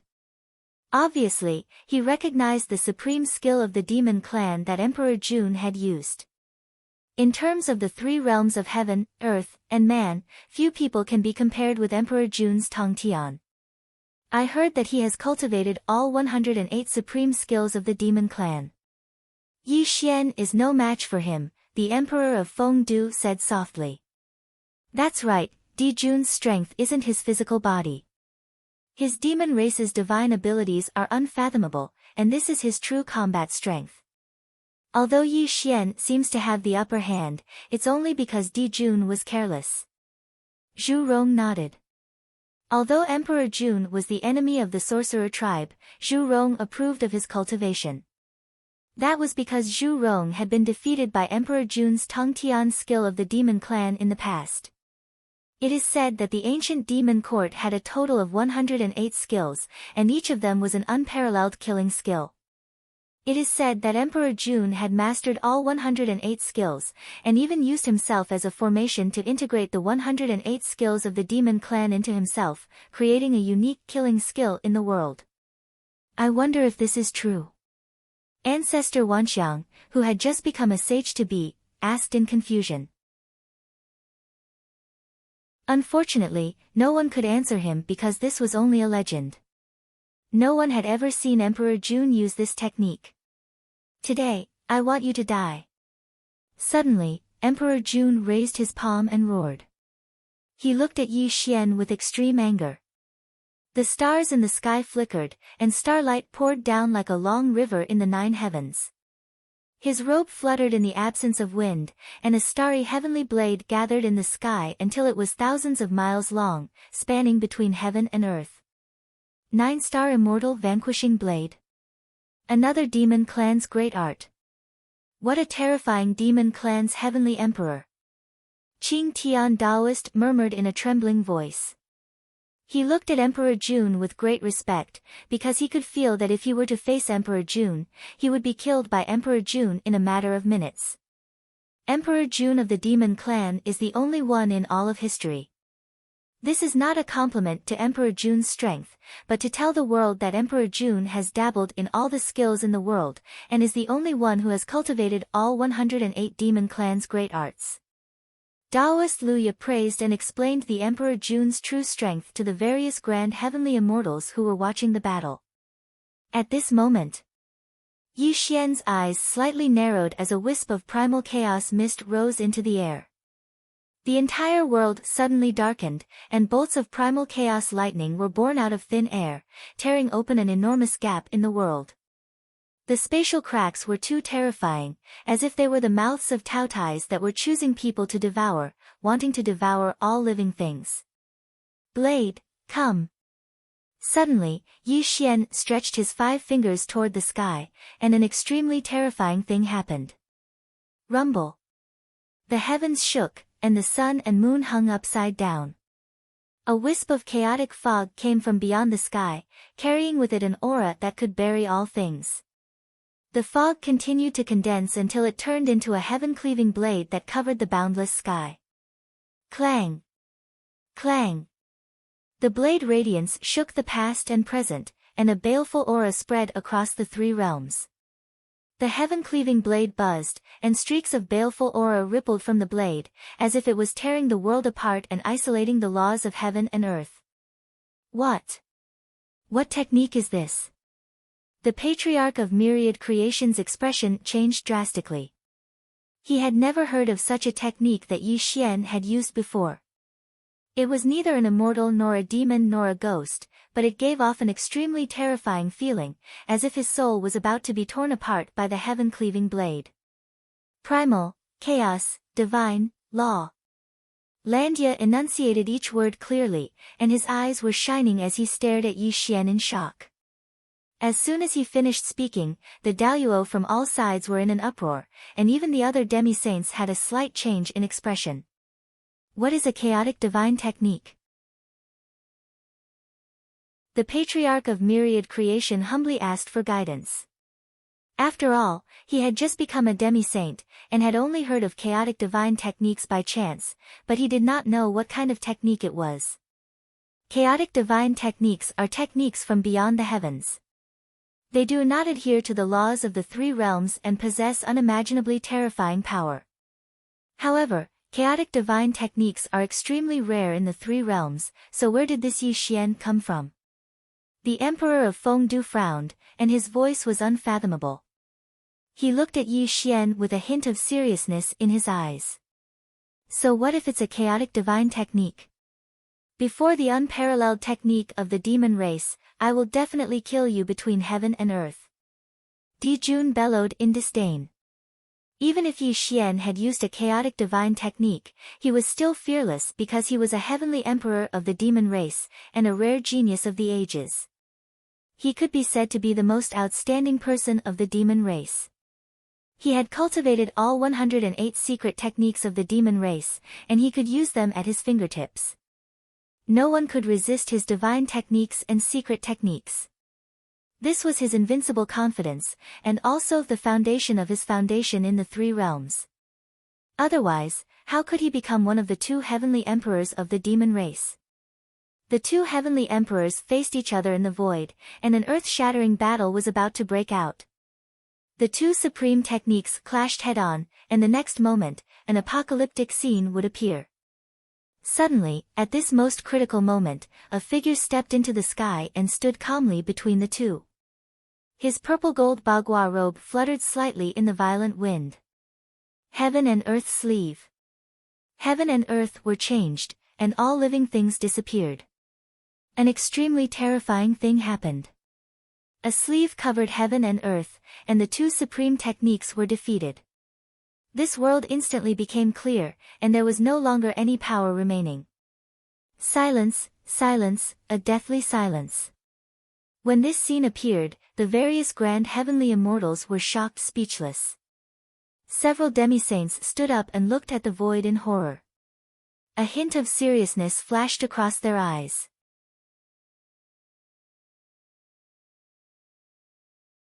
Chapter 709. Zhen Yuanzi deserves to be called the ancestor of earthly immortals. Zhurong clenched his fists and said in a trembling voice. What a great heaven and earth sleeve technique. Even the peerless technique condensed by two sages to be was wiped out. Zhen Yuanzi is really powerful, the emperor of Fengdu said solemnly. Zhen Yuanzi, what do you mean? Suddenly, Emperor Jun's face darkened and he growled at Zhen Yuanzi. Obviously, he was enraged by Yi Xian. Yi Xian had beaten him violently just now. If he did not kill Yi Xian, how could he dispel his hatred? However, Zhen Yuanzi had interfered. How could Emperor Jun not be enraged? Today is the Human Ginseng Conference, not the place for you two to fight. If you really want to fight to the death, please wait until the conference is over and find another place to fight. Otherwise, don't blame me for being angry. Zhen Yuanzi's gentle smile disappeared and his face gradually turned cold. An obscure light bloomed around him, distorting the space and time. When he waved the horsetail whisk in his hand, there was a terrible holy light overflowing. When Zhen Yuanzi revealed his cultivation, Emperor Jun's face changed greatly. His mind, which was filled with anger, suddenly became clear. Dong Huangtai's words before he left echoed in his mind. A worthy younger brother, you must remember that you can't offend Zhen Yuanzi. You must invite him to participate in the Demon's Conference. Elder brother, he's just Zhen Yuanzi. Why do you value him so much? Some things are not as simple as they seem. Zhen Yuanzi is the ancestor of earthly immortals. He is still standing in the world after going through several major tribulations. You must remember not to offend him. When Dong Huangtai's words rang in Emperor Jun's mind, he finally calmed down. He glared at Yi Xian fiercely and withdrew the demon light around him, returning to the Five Villages temple. Young friend, please do me a favor and don't start a dispute again. Zhen Yuanzi bowed and smiled kindly at Yi Xian. This made Yi Xian nod slowly and withdraw his qi, returning to the Ginseng Conference. However, no one saw the surprise in Yi Xian's eyes, which proved that he was not calm. In the Five Villages temple, everyone sat down again, but there was no killing intent, but a slightly depressed atmosphere. Humph. Suddenly, Di Jun coldly snorted and glanced at Yi Xian. The corners of his mouth curled into a sneer as he said, since this heavenly Emperor Yi is already here, and fellow Taoists have also imparted their teachings, I wonder if you, Yi Xian, want to display what you've learned? Obviously, the two of them were really angry. However, for the sake of Zhen Yuanzi, Emperor Jun could only temporarily stop the battle with Yi Xian. However, this did not mean that he would not target Yi Xian. At this moment, he even sneered at Yi Xian. You will die miserably. Yi Xian smiled at Emperor Jun and retorted. Then, under Emperor Jun's gloomy gaze, he stood up and went directly to the ginseng fruit tree. Buzz! The air swayed and ripples spread out. Yi Xian waved his hand, and a black jade hand appeared. He didn't seem to make any movements, but the black jade buzzed and rotated, and 9 ancient demon runes appeared. The 9 ancient demon characters were surrounded by fire. When the 9 ancient demon characters appeared, the void collapsed, which proved that the 9 ancient demon characters were not simple. This is... Zhurong was surprised. He felt that the spirit was very familiar. However, before he could recall where he had seen it, he heard an angry roar. You, where did you get this thing? Di Jun abruptly stood up. The aura around his body was in chaos, and his face was ashen. Not only was his gaze filled with heaven-burning fury, but it was also mixed with extreme shock. The 8 Directions' mysterious skill is a supreme demonic skill of the ancient demon tribe. It is also one of the main cultivation methods of Emperor Jun. Yi Xian smiled. Under the stunned and horrified expressions of the crowd, Yi Xian continued with a smile, the 8 Directions' mysterious skill has another name. It is called the Demon Emperor's Heart Sutra. If you are interested, you can try to understand it. Wow! After Yi Xian finished speaking, the whole ginseng fruit club became noisy. All kinds of uproars were constantly heard. Isn't this Emperor Jun's cultivation method? How could this be? How could Yi Xian have Emperor Jun's cultivation method? The crowd was in a turbulent mood. No one could understand why Yi Xian had Emperor Jun's cultivation method. It was simply incredible. How dare you? Emperor Jun's face was livid. He roared loudly and stretched out his palm to take the black jade. However, before he could do anything, Yi Xian had already blocked the black jade. This made Emperor Jun's face gloomy. He was about to fight with Yi Xian again. My fellow Taoists, please calm down. Suddenly, Zhen Yuanzi frowned and spoke. This made Emperor Jun's expression extremely bad. Obviously, Zhen Yuanzi was partial to Yi Xian, which made him secretly hate Zhen Yuanzi. Fellow Taoist Zhen Yuan, Yi Xian stole the treasure of our demon tribe.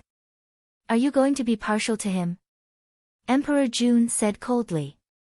If he was not afraid of Zhen Yuanzi's cultivation and Dong Huangtai's warning, he would have already attacked Yi Xian. Why would he waste time talking nonsense here?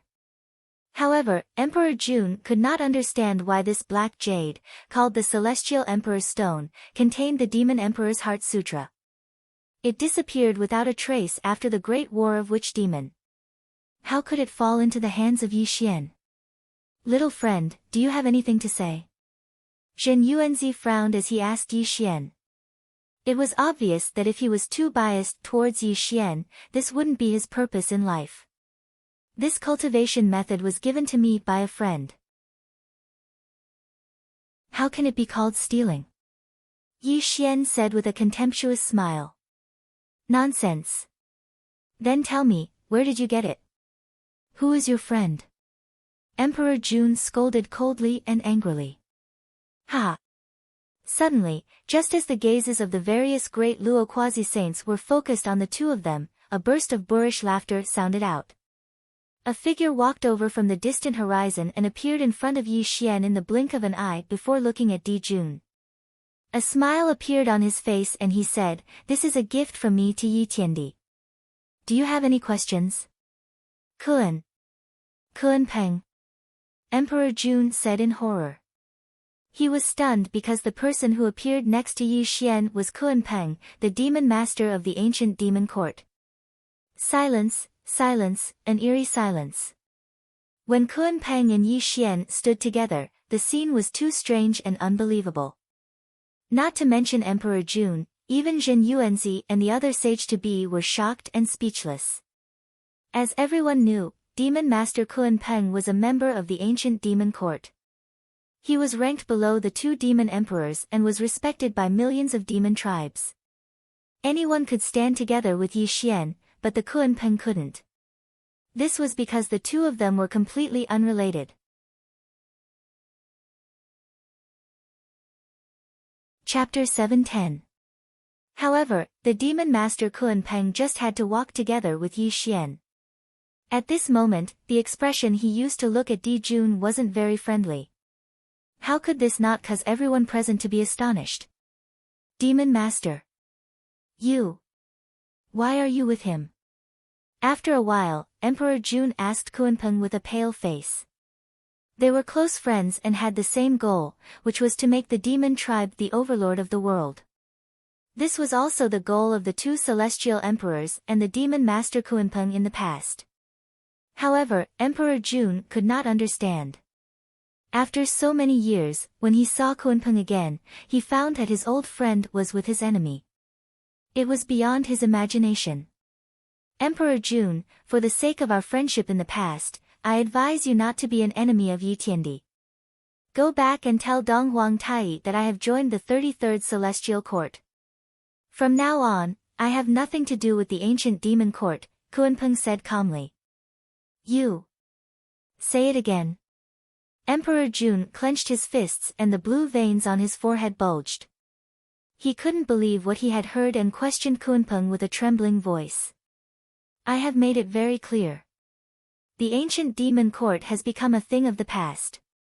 There is only one master of the world. If you and Tai can understand your own situation, it is better for you to submit to Yi Tiandi. In this way, the demon tribe can become the overlord of the world in the future, Kunpeng advised earnestly, looking very serious. Submit to him. Emperor Jun gritted his teeth and his eyes turned red. He stared at Kunpeng and said, Demon Master, do you know that you are betraying the ancient demon court? Betraying? Kunpeng shook his head slowly and said, You are wrong. I have always been free. How can I betray? It was a slap in the face. Kunpeng's words seemed calm and easygoing, but it was like a slap to Emperor Jun's face, which made him extremely ashamed and furious. If Yi Xian took out the Demon Emperor's Heart Sutra to humiliate him, then the Kunpeng's betrayal was like a ruthless slap to his face, causing him to lose all face. Not only Emperor Jun, but also the entire ancient demon court and his most respected brother, Dong Huang Tai. The demons' conference was about to begin, and the ancient demon court would officially take control of the three realms. However, at the most critical moment, Demon Master Kunpeng betrayed the ancient demon court. How would the billions of demons view him and Dong Huang Tai? Emperor Jun and Dong Huang Tai were so incompetent that they could not even keep the demon master who had fought side with them in the past. Yi Xian, what kind of spell did you use to actually bewitch the Kunpeng into betraying our ancient demon court? Emperor Jun roared furiously. Endless demonic light shot in all directions, and a murderous aura filled the air. Unfortunately, Yi Xian seemed to treat Di Jun as air and directly chose to ignore him. It was also Yi Xian's attitude that made Di Jun unable to suppress the anger in his heart. Yi Xian, you are courting death. Boom! Di Jun took a step forward, and the entire Longevity Mountain shook violently. In the end, he couldn't endure it, and he couldn't endure it either. Even if Shen Yuanzi tried to stop him, he had to kill Yi Xian today. Only then would he be able to vent the anger in his heart. Emperor Jun, if you want to attack Yi Tiandi, you have to go through me first. Suddenly, Kunpeng stretched out his arms. Black and white qi rumbled and surged toward Emperor Jun. Terrifying demonic qi rippled out at the same time. Obviously, Kunpeng had to fight Emperor Jun personally. This was not only to draw a line between him and the ancient celestial court, but also to show his loyalty to Yi Xian. Kunpeng, are you going to be my enemy? Emperor Jun roared furiously. Dazzling demonic light shot out from all over his body. 108 halos appeared behind him quietly. They gathered into a strange formation map, which distorted the world. Looking at the formation map behind Emperor Jun, Kunpeng's expression changed. His eyes darkened. The black and white demonic light around him bloomed to the extreme, as if he was facing a great enemy. Apart from Dong Huang Tai, Kunpeng was the only one who knew Emperor Jun best. The formation that Emperor Jun displayed was the crystallization of 108 great skills of the demonic tribe. It was also Emperor Jun's strongest state. In fact, Kunpeng admired Emperor Jun very much, because Emperor Jun was the most powerful genius in the history of the demon tribe. Emperor Jun could learn all kinds of divine sense and secret skills. Even Dong Huang Tai was not as good as Emperor Jun in terms of divine sense, let alone Kunpeng. Being able to cultivate all the great arts of the demon race and find another way to combine them into one, turning them into his own Dao and Dao, this kind of person was unparalleled. Naturally, Kunpeng admired him. The Kunpeng also understood that he wasn't a match for Di Jun, but he had no choice but to fire the arrow. He could only fight a great battle with Di Jun in order to express his loyalty to Yi Xian and prove that he truly drew a clear line between himself and the ancient demon court. We haven't seen each other for many years. Let me have a taste of your skills. Kun Peng said in a low voice and raised his spirit to the peak. However, at this time, Yi Xian stepped forward quietly and patted Kun Peng's shoulder. Then, a killing intent flashed across his eyes. He looked at Emperor Jun and said, "Today is the ginseng fruit gathering held by Taoist Jin Yuan. If you really want to fight with me, why don't you wait until the gathering is over?" Hearing Yi Xian's words, Zhen Yuanzi looked at Emperor Jun calmly. Obviously, if Emperor Jun really dared to fight, he would not be polite as the host. At this time, Emperor Jun was panting violently because of Yi Xian. He had already seen that Zhen Yuanzi was obviously on Yi Xian's side. Now that Kun Peng was on his side, if he really fought with Yi Xian, the three sages to be would definitely make him fall into a great calamity. Although Emperor Jun was burning with anger, he was not stupid. The situation was extremely unfavorable for him, so he could only suppress his anger and the formation behind him slowly dissipated. As the saying goes, a wise man submits to circumstances. You should be glad for your choice. Yi Xian smiled and said to Emperor Jun with a slight ridicule. Yi Xian, don't be complacent. I will remember what happened today. If you really have the guts, I will wait for you in the ancient demon court when the demons' conference starts. Di Jun sat back down and closed his eyes. He didn't look at Yi Xian again, and his entire body became silent. Ha! Yi Xian chuckled and did not respond. Only a killing intent flashed across his eyes. Then, he turned around and looked at the sages-to-be of the Daluo realm. If everyone is interested in this 8 Desolation 6 Direction Mysterious Heaven technique, you can take it and comprehend it yourself. This emperor can be considered to have given you all a fortune. Yi Xian said calmly.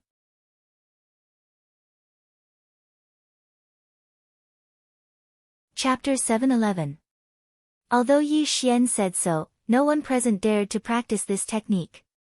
If they really practiced this technique, they would definitely offend Emperor Jun and bring about a fatal disaster in the future. It seems that you are not interested. Yi Xian naturally knew what they were thinking. He smiled slightly and took back the black jade. He let out a long sigh and said, "Then I can only bring this technique back to the celestial court and let my subordinates practice it." Ha, that's good. Kang Xian laughed loudly and echoed. Elder brother, you have suffered for tens of thousands of years. Yi Xian strolled to Kang Xian and bowed to him with a little shame.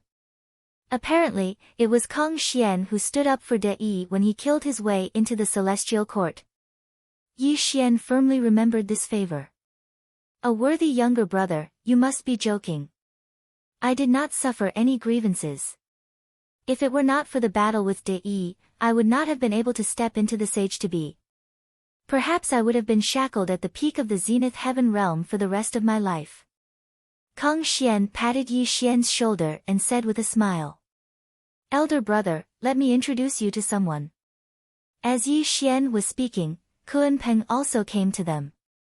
Kang Xian's eyes lit up and he said with a smile, a worthy younger brother, there is no need to introduce me to you. Kun Peng and I have known each other since the untainted land.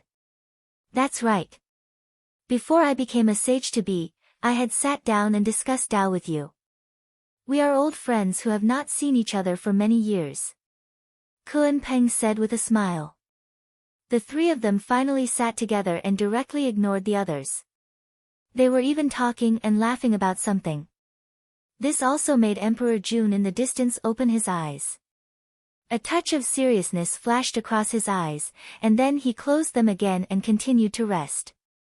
However, if one looked carefully, one would find that Emperor Jun's fists were tightly clenched and blue veins were bulging. This also proved how furious he was. Not only was Emperor Jun's emotions fluctuating, but the other Zenith Heaven quasi-saints were also silent. Everyone's eyes were filled with seriousness.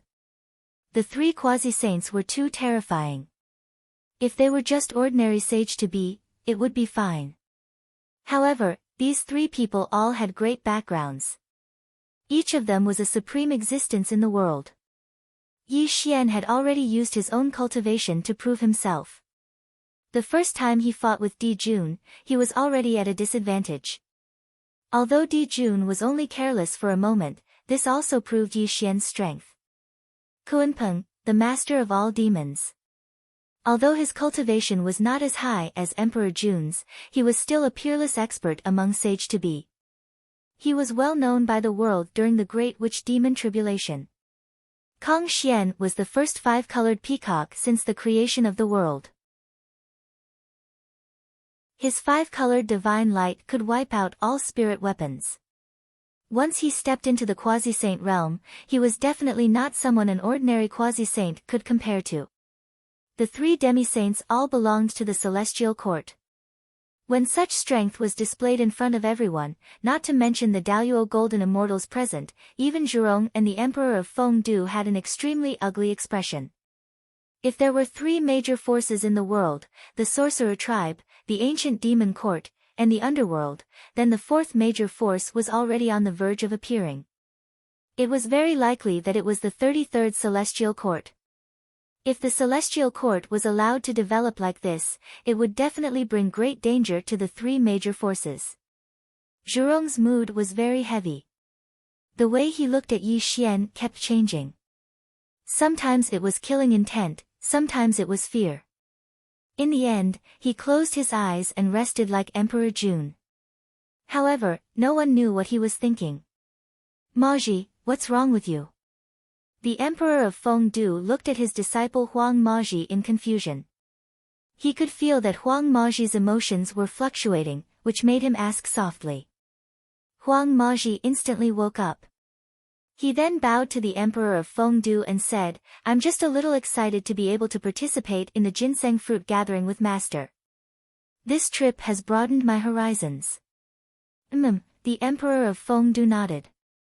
The doubts in his heart had dissipated. Everyone present was a quasi-saint of the great Luo realm. It was not strange that his disciple was a little nervous. "Maji, you have consumed the ginseng fruit. You are about to enter the fourth heaven of the great Luo realm. However, this is only the beginning. Your goal should be the quasi-saint realm. Only then can you improve the strength of the underworld." Although the Emperor of Fengdu said this to Yi Xian, his eyes were still fixed on Yi Xian. There was a heavy look in his eyes. "Yes, I will definitely cultivate diligently. I will definitely not disappoint you, Master," Huang Maji promised. Huang Maji promised firmly. However, the Emperor of Fengdu did not notice the strange look in his disciple's eyes. Fellow Taoists have come from afar. This humble Taoist is very honored. Let this humble Taoist begin the next heaven's question, Zhen Yuanzi said with a smile. As soon as Zhen Yuanzi finished speaking, the entire ginseng fruit gathering suddenly fell silent. Everyone's eyes were focused on Zhen Yuanzi. The ginseng fruit gathering was divided into three parts. Tasting the ginseng fruit was only the first part. The second part was the teachings of the quasi-saints. As for the third part, it was the heaven's question. What was the heaven's question? Speaking of which, the heaven's question had some background. It was a kind of grand wish of heaven and earth. It was also a display of great courage and perseverance. For example, when the three pure ones became saints in the past, they made a grand wish of heaven and earth and founded the Ren, Chan, and Jie sects. They also relied on the merit of establishing their sects to become saints. There were also the two saints of the West who made 48 grand wishes of heaven and earth and founded the Western sect. They relied on the merit of heaven and earth to become origin Tao immortals. These saints weren't the only ones. The Nether River forefather also made a grand wish in the primordial era. Unfortunately, he wasn't a heavenly saint and was shackled to the quasi-saint realm in the end. There was also a Buddhist powerhouse named Ksitagarbha Bodhisattva. He made a grand wish of heaven and earth that he wouldn't become a Buddha until hell was empty. Almost every quasi-saint had made a grand wish, but these wishes varied in size. Most of them were related to the power of the great Tao, and their profoundness wasn't something that could be described with mere words. Rather than a grand wish of heaven and earth, it was more of a belief in oneself and a desire to become a saint. The quasi-saint's only goal was to become a saint. The so-called grand wish of heaven and earth was also a way to reveal one's path. If one carelessly made a grand wish of heaven and earth and failed to fulfill it, one's cultivation would plummet. In the worst-case scenario, one would be devoured by the heavenly Tao and reduced to ashes. Just look at Ksitigarbha Bodhisattva's grand wish. He'd never walked out of the 18 layers of hell after entering the netherworld. This was the restriction of the grand wish of heaven and earth. Therefore, the question of the heavens in the mortal ginseng fruit association had a great background. It could also tell how far a person would go. Since the dawn of time, all things were born of one another. Only great liberation and great freedom could allow one to transcend. Today, I make a grand wish of heaven and earth. No matter what obstacles stand in my way, I will transcend them. Zhen Yuanzi's words were powerful and resonant. The great Tao of time and space rumbled in response to his words. Mysterious chanting of sutras traveled from the multiverse, as if bearing witness to Zhen Yuanzi's vow.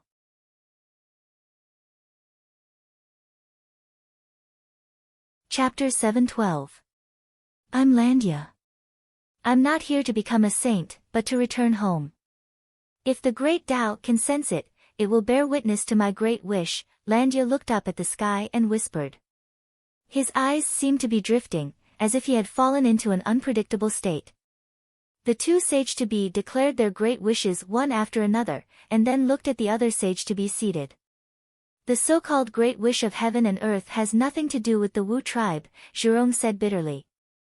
Although the Wu tribe had a strong physical body and could be said to be the best in the three realms, they were born without primordial spirit, so it was impossible for them to become a saint. It was better not to declare the great wish of heaven and earth. I, the Emperor of Fengdu of the underworld, rule the 5 ghost regions of the underworld, control the 6 paths, and control the afterlife. If the great Tao of heaven and earth can sense it, I will be the 7th heaven-ordained saint. The Emperor of Fengdu suddenly stood up and declared the greatest wish in his heart. This was also the goal he had been working hard for. As the highest ghost emperor of the underworld, he had been in charge of the normal operation of the underworld for countless years. This was already a kind of boundless merit. If he could get the Hongmeng immortal vapor, he might really have a chance to become a saint. Become a saint? What a big tone. Suddenly, the emperor stood up and looked directly at the Emperor of Fengdu. He said, Fengdu, let's not beat around the bush. In the past, the underworld was ruled by the ancient demon court. The 5 ghost emperors all obeyed the celestial emperor's decree. Do you want to lead the underworld to become independent and not respect the ancient demon court anymore? Emperor Jun questioned coldly and looked at the Emperor of Fengdu unkindly. Perhaps some people would ask, is Emperor Jun too arrogant? He has just offended Yi Xian and the others, and now he is directly challenging the Emperor of Fengdu. Is he crazy? In fact, the reason was very simple. Emperor Jun's questioning of the Emperor of Fengdu was a matter of principle for the ancient demon court. The biggest problem for the ancient demon court was the underworld if they wanted to regain control of the 3 realms. This was also a problem that the ancient demon court would have to face sooner or later. If Emperor Jun pretended not to know and did not say anything, the ancient demon court would be no different from the 33 heavenly courts. They would only let the underworld listen to them. This was not something that Emperor Jun could tolerate. Emperor Jun, the untainted age is a thing of the past. The underworld is complicated. Even if you and Dong Huang Tai brought the ancient demon court back to the world, do you really think that you can make the underworld obey the orders of the ancient demon court? The Emperor of Fengdu rebuked coldly. He could not give in on such a matter of principle. Ha! Suddenly, without waiting for Di Jun to flare up, a light laughter sounded out. This caused the expressions of everyone present to change slightly as they looked towards the source of the laughter. They saw that Yi Xian had already stood up and was looking at the Emperor of Fengdu with a smile. You are right. The ancient demon court is a thing of the past. However, as the master of the celestial court and the ruler of the three realms, it seems that you will not obey the orders of the celestial court? Yi Xian said maliciously.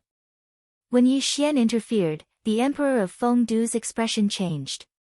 Everyone exclaimed. No one had thought that Yi Xian would act like Emperor Jun and directly attack the Emperor of Fengdu. In fact, no one knew that Yi Xian's attack on the Emperor of Fengdu had nothing to do with Emperor Jun. It was also not that Yi Xian was competitive. The only thing that Yi Xian and Emperor Jun had in common was that they were both celestial emperors. They would never allow the underworld to be independent. This was the reason why Yi Xian attacked the Emperor of Fengdu, which happened to be the same as Emperor Jun's. In the past, Yi Xian could do nothing about the underworld if he did not become a sage to be. He could only turn a blind eye to the underworld.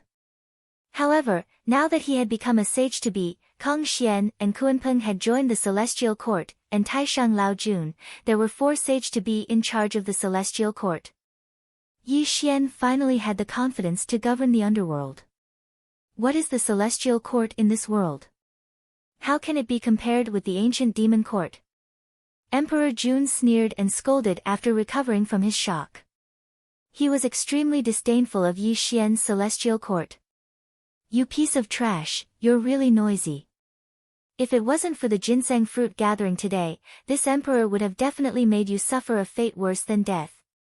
Yi Xian's eyes were cold, and his voice was filled with killing intent. Yi Xian, you little brat, how dare you insult me? Emperor Jun growled. At this moment, he also showed a cold killing intent. Apparently, he was not taken lightly by Yi Xian's words. In my eyes, you are just trash. I will let you know soon what will happen to you if you offend me. Yi Xian's eyes were gloomy. Then, he suddenly looked at the Emperor of Fengdu and said, Fengdu, I will give you a chance now.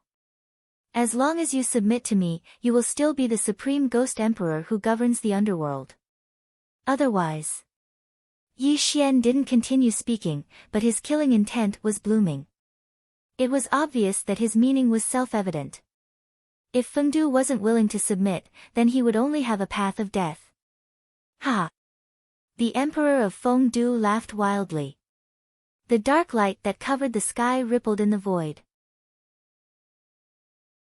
When the pair of Dharma eyes of reincarnation began, it was as if billions of souls were struggling and wailing in his eyes. Do the two of you really think I am easy to bully? The Emperor of Fengdu growled. The dark light that exploded in all directions shook, and an extremely terrifying ghost emperor's aura burst out. Friends, calm down. Today is the Ginseng Fruit Festival. If you want to stir up a dispute between the three realms, please invite me out of the Longevity Mountain to fight on my own. Zhen Yuanzi frowned slightly and tried to persuade him again. Fengdu, think about it carefully. This is also your last chance. Yi Xian smiled coldly and sat down again. Fengdu, in the Myriad Demon Conference 10,000 years later, Empress Nuwa will personally come. At that time, don't say that the ancient demon court did not give the underworld a chance. Emperor Jun flung his sleeves and returned to his seat again. Obviously, he knew that Fengdu was not afraid of him. He directly mentioned Nuwa, which also gave the Emperor of Fengdu a lot of pressure. The two of you are going too far. The Emperor of Fengdu's heart was about to explode. As the supreme ghost emperor of the underworld, he was actually humiliated in the Ginseng Fruit Festival. This was simply unacceptable. However, he had to accept it even if he did not want to. After all, Yi Xian and Emperor Jun's cultivation were terrifying. The Emperor of Fengdu also knew that if he really fought with the two of them, not to mention whether he could defeat one of them, if he lost, he would definitely be killed by the other. This was not an outcome he wanted to see. Endure. The Emperor of Fengdu could only endure. However, he stared at Yi Xian and Emperor Jun with a malicious gaze and sat down again. His entire body became silent and motionless. The atmosphere became heavy again. However, the ginseng fruit festival still had to continue, and the heavens question was not over yet. Next, Ancestor Wanxiang and Taoist Qing Tian made their grand wishes one after another. However, the grand wishes of these two ordinary sage-to-be were like those of ancient times, so it did not bring much shock to the people present. Kong Xian and Kun Peng stood up one after another. Their grand wishes were neither too big nor too small. They did not have much desire for the position of saint. They just had the mentality of going with the flow.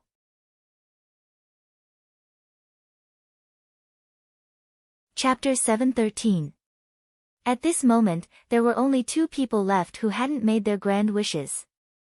These two people were Di Jun and Yi Xian. It was also at this moment that the gazes of the entire audience were focused on the two of them. It was unknown what kind of grand wish these two heavenly emperors would make. Humph. Di Jun squinted at Yi Xian and snorted coldly. He stood up proudly and looked at the sky. The expression on his face gradually became solemn and solemn. The entire Ginseng Fruit Association was so silent that even the sound of a pin dropping could be heard. I, Di Jun, the celestial emperor of the demon race, make a wish of heaven and earth. I will make my heart for heaven and earth and my life for the demon race. Even if I have to die, I will make the demon race dominate the three realms and help my brother, Donghuang Tai, become the seventh heaven-ordained saint. I will not hesitate even if I have to be annihilated. Di Jun's voice rumbled and the great Tao of heaven and earth hummed. This was not his wish alone. It represented the will of the entire ancient demon court and was the voice of all the ancient demons. Rumble. The chaotic chi fell and the great Tao principles whistled. Di Jun's voice also rang throughout the three realms and awakened many sages to be. Even the saints outside the 33rd heaven felt it. It turned out that Di Jun had never dreamed of becoming a saint. His true wish was to make the demon race the overlord of the three realms and help Donghuang Tai become a saint. The great Tao of heaven and earth rumbled and lasted for half an hour before it dissipated.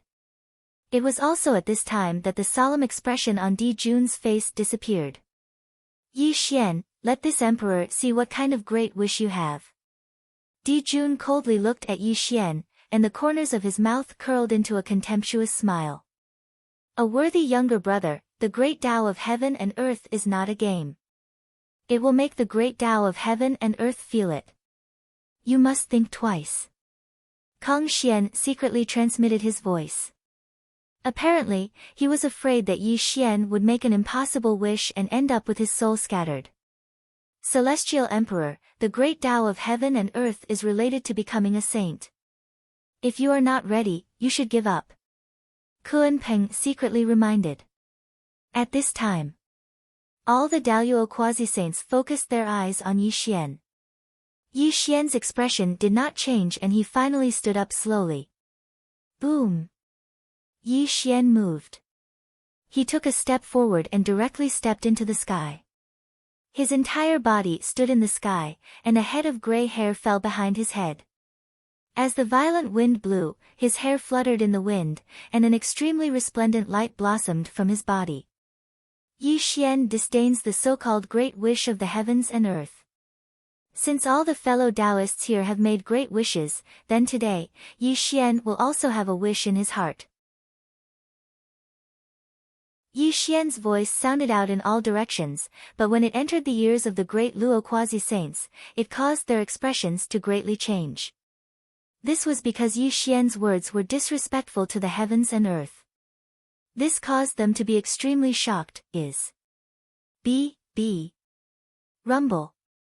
It was as if the chaotic world was exploding and as if the river of time was flowing in reverse.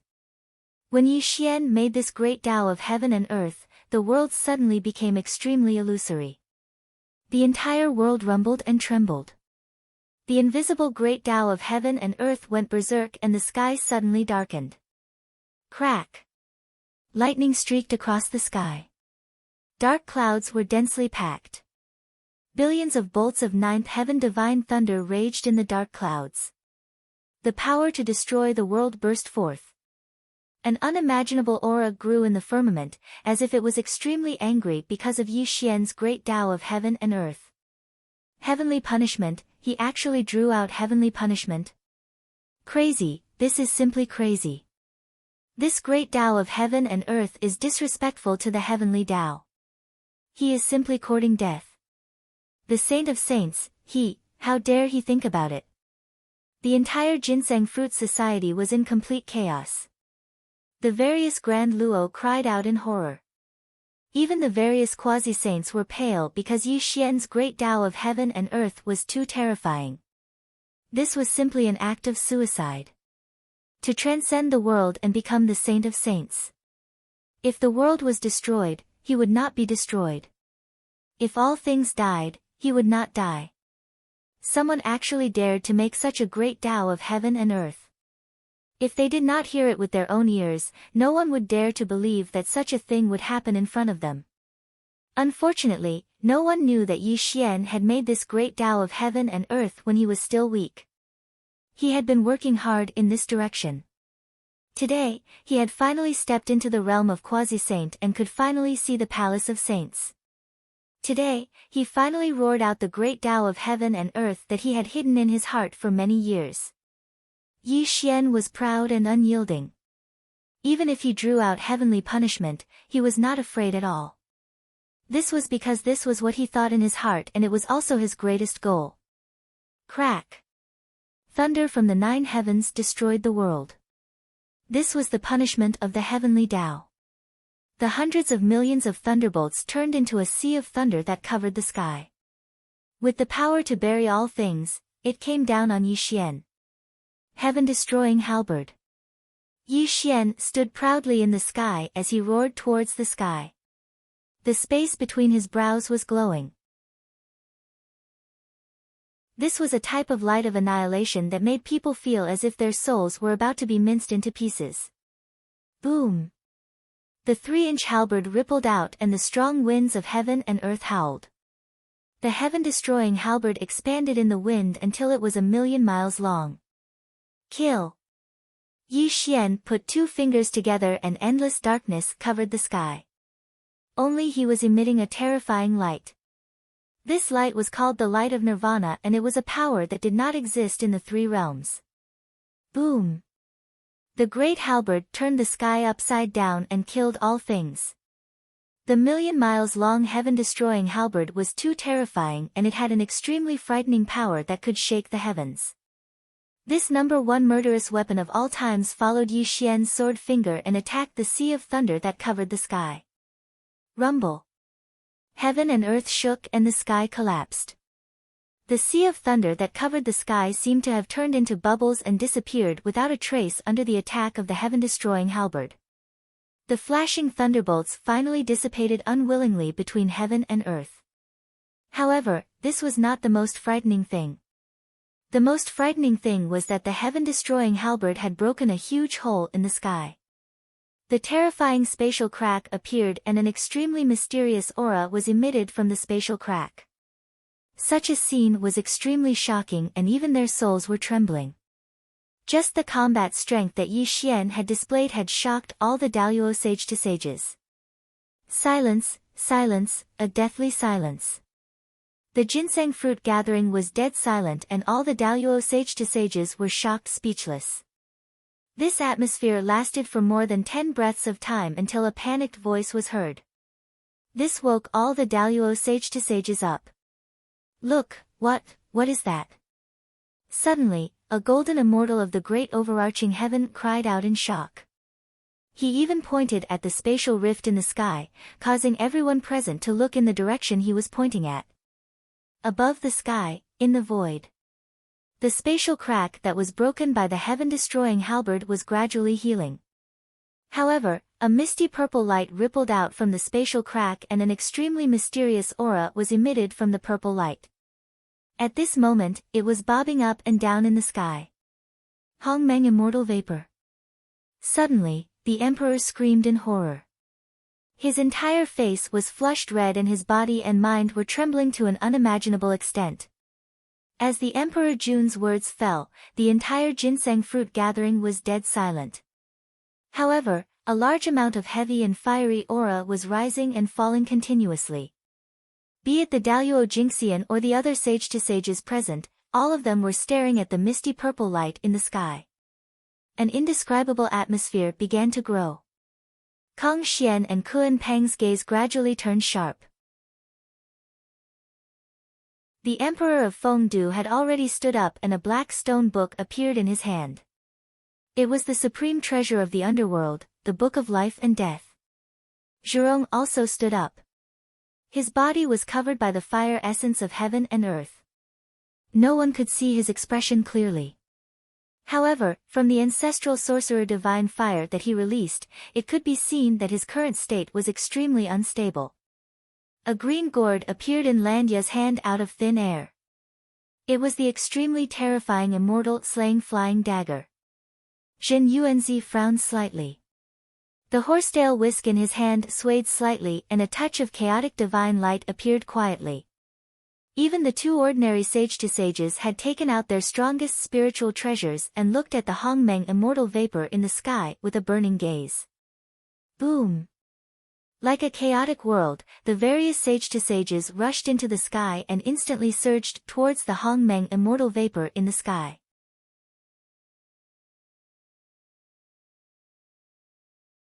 Chapter 7:14.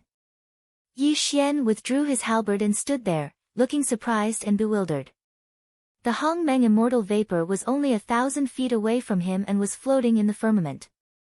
However, Yi Xian was in a trance and did not collect the Hongmeng Immortal Vapor immediately. Moreover, his mind was in turmoil and he was extremely bewildered. Just now, when the divine punishment descended, he smashed it with his halberd and opened a gap in the sky. The Hongmeng Immortal Vapor strangely appeared from the space crack. He could not believe it. How could there be such a coincidence in the world? He had only broken open a space, and the seventh strand of primordial violet chi just happened to appear. Wasn't this kind of thing a fantasy? This was also the reason why Yi Xian was bewildered. However, before Yi Xian came back to his senses, the sage-to-be had arrived and surrounded him and the Hongmeng Immortal Vapor. Heavy breathing and fiery eyes, this was the current state of the demi-saints. Everyone stared at the Hongmeng Immortal Vapor with indescribable greed in their eyes. Hongmeng Immortal Vapor was the key to becoming a sage. Although there were not many sage-to-be in this world, there had been quite a number of sage-to-be since the creation of the world. Some had turned into ashes in order to step into the saint realm, while others had lived to this day in a muddle-headed state, unable to see the road ahead at all. Dao ancestor Hung Jun had once said that there were only 7 sages in the world. However, the 7th sage had not been born yet. The appearance of the Hongmeng Immortal Vapor meant that the 7th sage was about to appear. Sage. It was a simple word, but it was as heavy as heaven and earth. Countless sage-to-be had been tossing and turning restlessly in their cultivation in order to obtain the last sage position. Needless to say, powerful sage-to-be like Emperor Jun, even ancestor of all creation and Taoist Qing Tian, who had just entered the sage-to-be level, did not retreat. At this moment, they were all looking at the Hongmeng Immortal Vapor with fiery eyes. Not only were the demi-sages agitated, but the Zenith Heaven Golden Immortals did not leave either. Instead, they surrounded the Hongmeng Immortal Qi in the periphery. Clearly, the appearance of the Hongmeng Immortal Qi was coveted by even the Zenith Heaven Golden Immortals. Although these Daluo Jingxian knew that they were no match for the sage-to-be, if they could obtain the Hongmeng Immortal Vapor by chance, they might be able to become a sage in the future. Those who could enter the Daluo Jingxian were all determined people and were not ordinary people. If they did not have the desire to improve, they would not be able to cultivate to such a high realm. Therefore, the Hongmeng Immortal Vapor, the sage-to-be. And the world became extremely oppressive as if a world-destroying war was about to break out. At this moment, Yi Xian was in the most danger because he was the closest to the Hongmeng immortal vapor. This also made the sage-to-be lock their Qi-ji on Yi Xian as they looked at the Hongmeng immortal vapor. Obviously, they were afraid that he would attack and take the Hongmeng immortal vapor. Yi Xian gradually calmed down. He squinted his eyes and looked at the sage-to-be around him. A solemn look flashed across his eyes. If it was just one sage-to-be, Yi Xian would not feel anything. However, with so many sage-to-be staring at him, if a war really broke out, even he would be in trouble. Don't forget, although Yi Xian cultivated a method of using strength to prove his Tao, and he himself was extremely powerful, there was still a limit to this. If he exceeded this limit, he wouldn't be able to withstand it. Yi Xian was confident that he could suppress Emperor Jun, the demon race's celestial emperor. However, Emperor Jun was not a weakling. Without a life-and-death battle, it would be impossible to suppress Emperor Jun. The Emperor of Fengdu was the supreme ghost emperor. His cultivation should not be much lower than Emperor Jun's. As for Zhu Rong of the sorcerer tribe, although the sorcerer tribe could not become a saint, it did not mean that he was not interested in the Hongmeng immortal vapor. Zhen Yuanzi and Landia were both sage-to-be in the untainted land. Their cultivation was even more mysterious. In particular, even Yi Xian was wary of the immortal flying saber in Landia's hand. As for the two ordinary quasi-saints, although Yi Xian didn't put them in his eyes, Yi Xian wasn't careless in the slightest. To be able to step into the quasi-saint realm, they definitely weren't simple people. If he were to fail miserably, this wasn't the result that Yi Xian wanted to see. To Yi Xian's relief, Kong Xian and Kuan Peng were his people. This increased his chances of winning the Hongmeng immortal qi. Yes, Yi Xian had to get the Hongmeng immortal qi. Although the appearance of the Hongmeng immortal qi was very sudden, it was the key to becoming a sage. He had to get it no matter what. Step.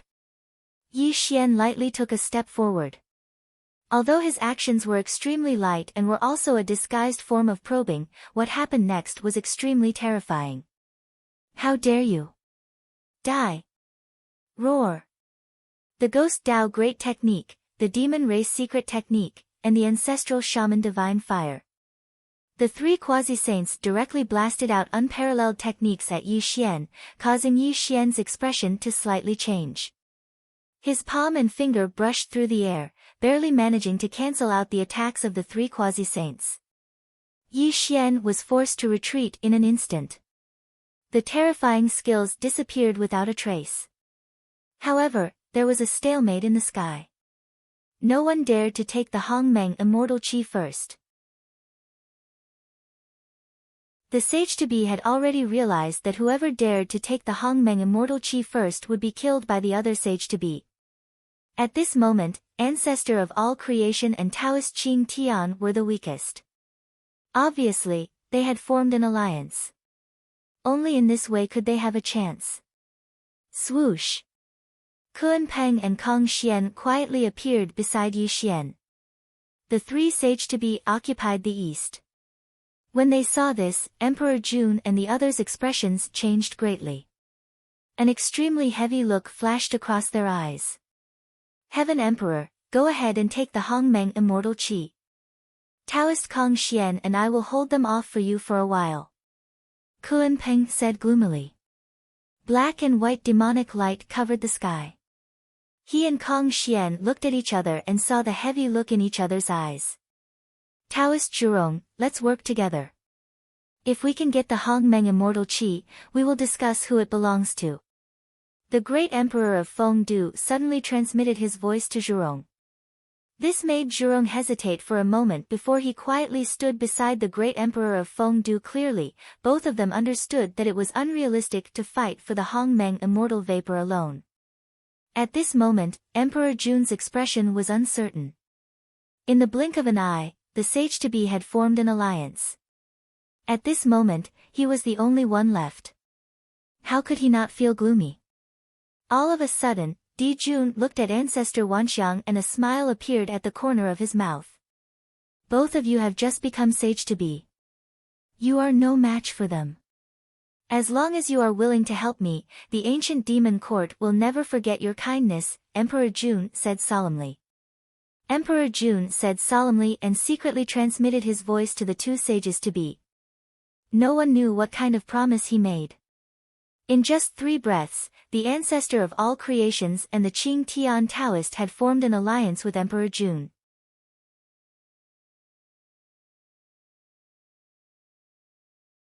Chapter 7:15.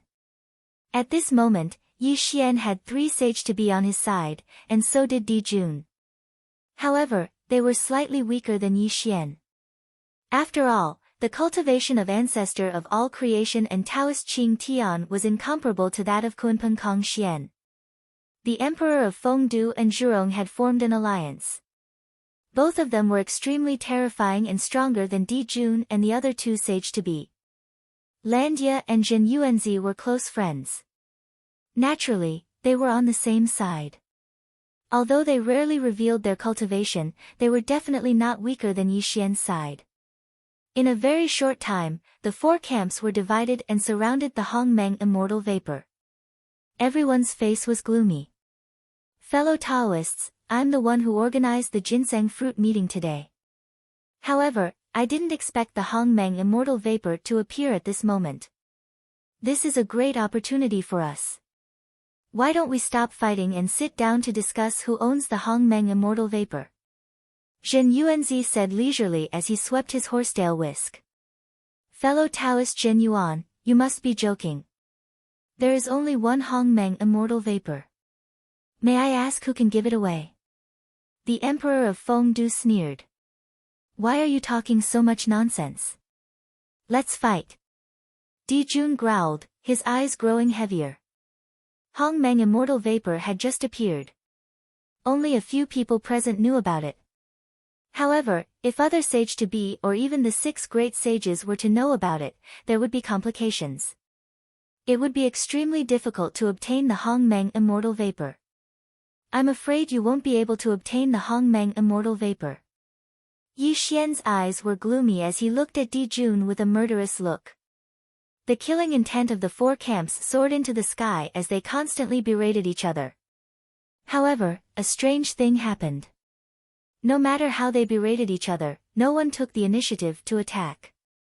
They were in a deadlock in the sky. Obviously, no one dared to act rashly. If they took the initiative to snatch the Hongmeng immortal vapor, they would become the target of public criticism and be besieged by the other 3 camps. At this moment, Yi Xian's eyes were spinning as he racked his brains for a solution. However, no matter how hard he thought, he couldn't find a way to collect the Hongmeng violet vapor. After all, the sage-to-be were not to be trifled with. If he dared to act rashly with Kunpeng Kong Xian, he would definitely suffer a great calamity. Not to mention collecting the Hongmeng immortal qi, he himself would be in danger. The appearance of the primordial violet vapor has been sensed by the quasi-sages of heaven and earth. If we wait for the primordial violet vapor's aura to leak out, I'm afraid the quasi-sages of the 3 realms will personally come. Since you want to see who's better, I'll be the one to stand out. Whoever has the ability, come and fight me.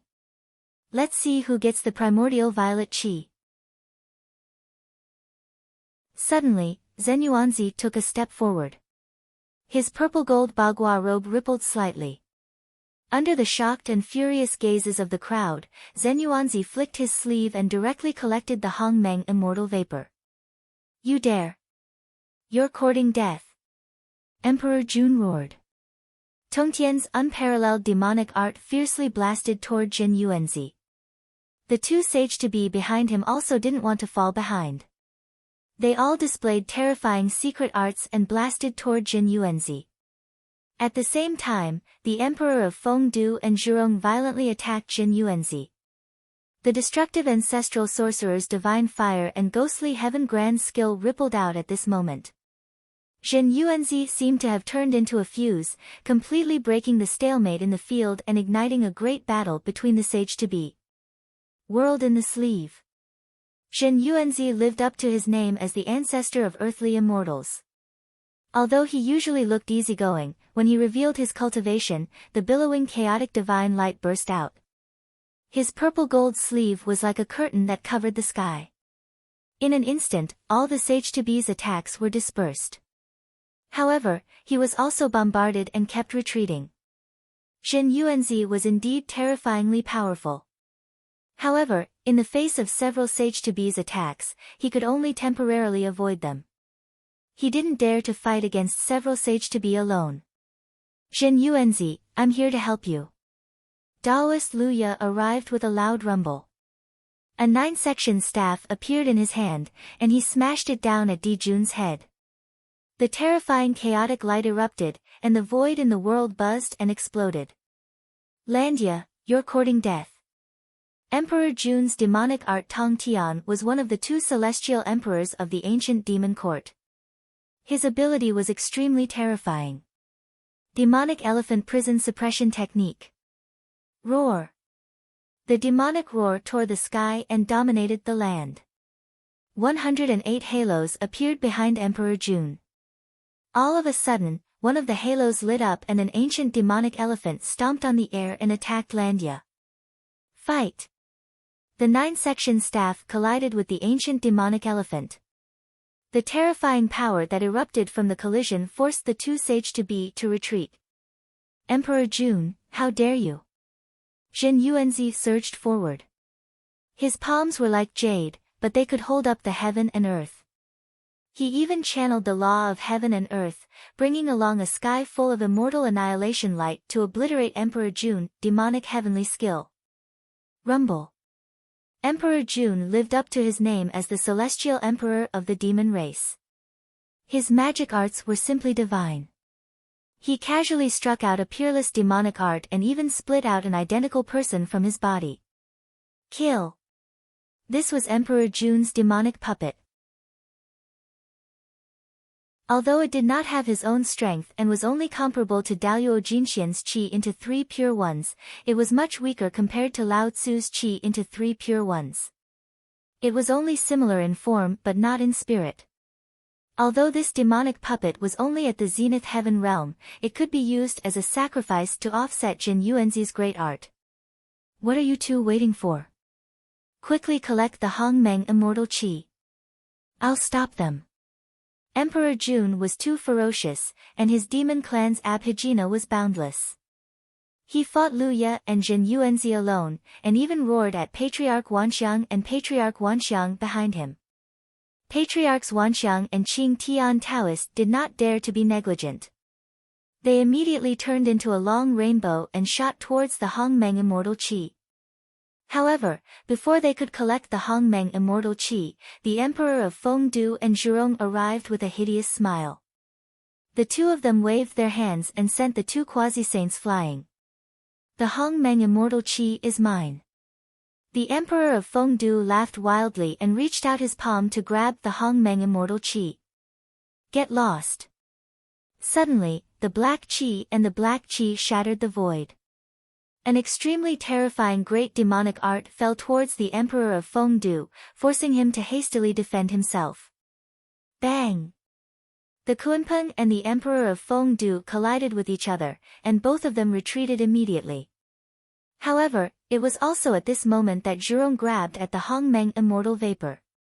His eyes were filled with great excitement. Be careful! Suddenly, the Emperor of Fengdu warned in horror. This also sent chills down Zhurong's spine. He instantly disappeared from where he was standing. A beam of killing light quietly shattered the void where he had disappeared and even broke open a terrifying hole in the void. Yi Xian! Zhurong roared furiously as beads of sweat appeared on his forehead. He looked at Yi Xian with extreme anger in his eyes.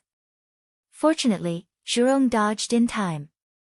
Otherwise, Yi Xian's attack would have pierced through his chest and abdomen. This Yi Xian was too insidious to launch a sneak attack on him.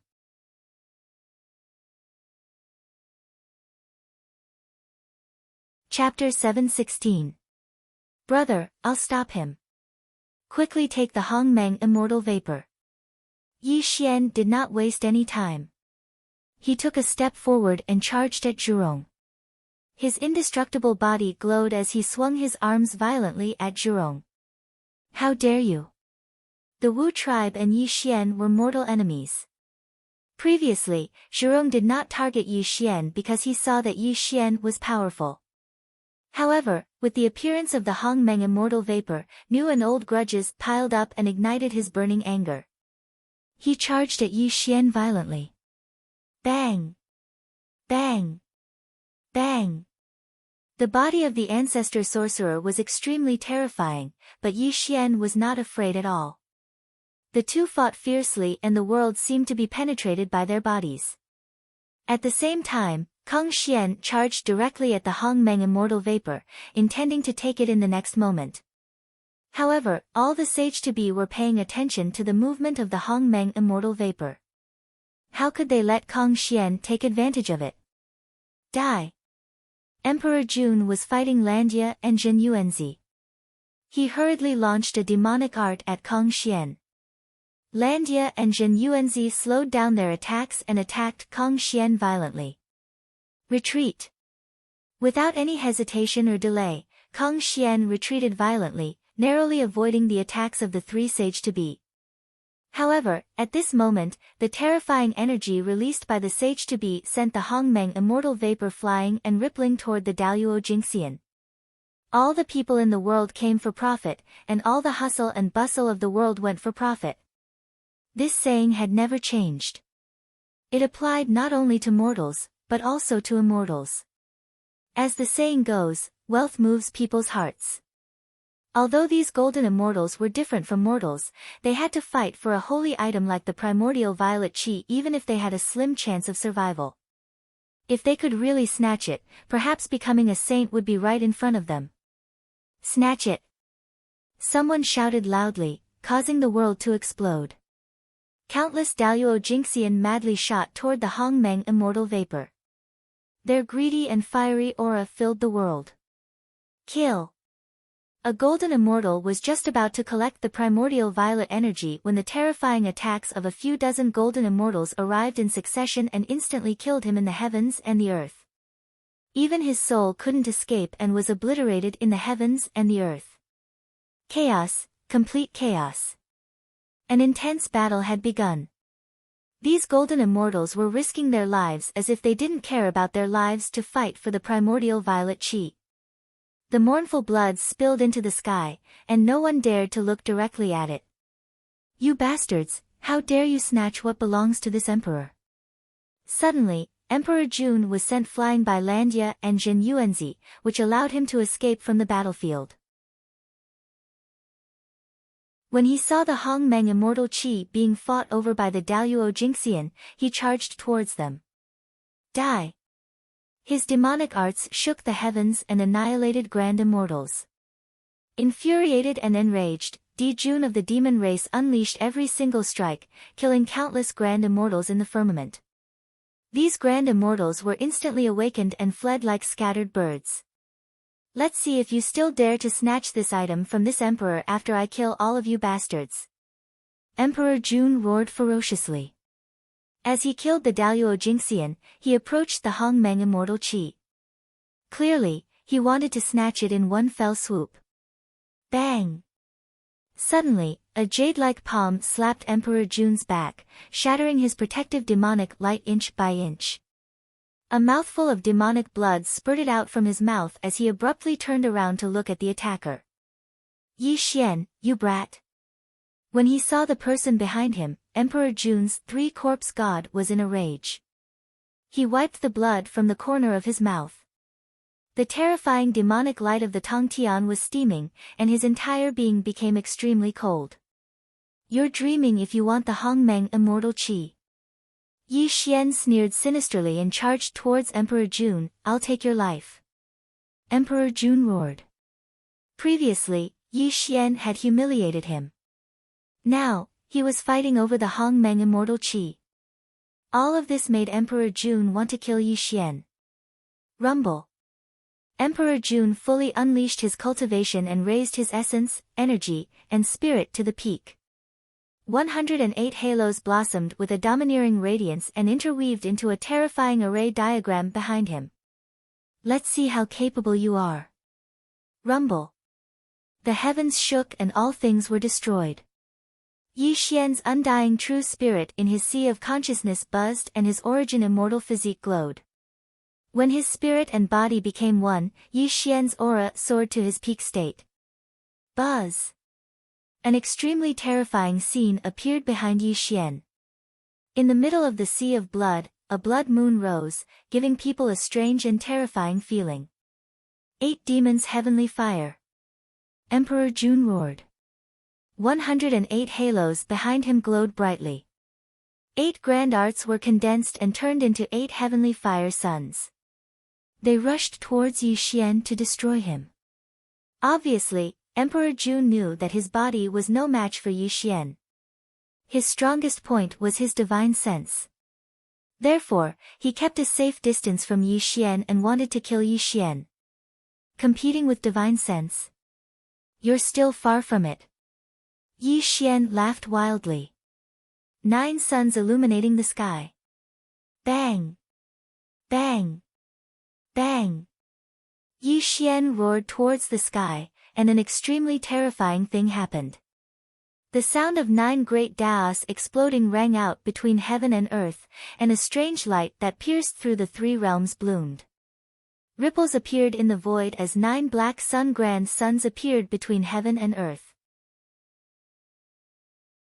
These black sun grand suns were pitch black, but they were emitting an extremely strange light. It made people feel as if their souls were being pulled in by them at first glance. 9 suns illuminating sky, a quasi-saint's secret art. This art was recorded in the Immortal scripture and could only be cultivated by a quasi-saint. It was a killing art that used the laws of heaven and earth. Die! The 9 black goat great suns rotated endlessly behind Yi Xian, releasing a scorching destructive power. At this moment, Yi Xian was swinging his arms, and the 9 golden sun great suns moved with him. The terrifying power they emitted caused the space to become unstable, and spatial cracks appeared one after another. Rumble. The 9 black goat-like suns were like stars at dawn.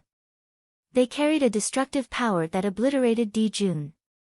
On the other hand, Di Jun was roaring ferociously. The 8 demonic arts turned into shocking fire dragons and bombarded Yi Xian. Rumble. Heavenly fire set the prairie ablaze and everything was destroyed. When the 2 peerless arts collided, the world fell into a vacuum.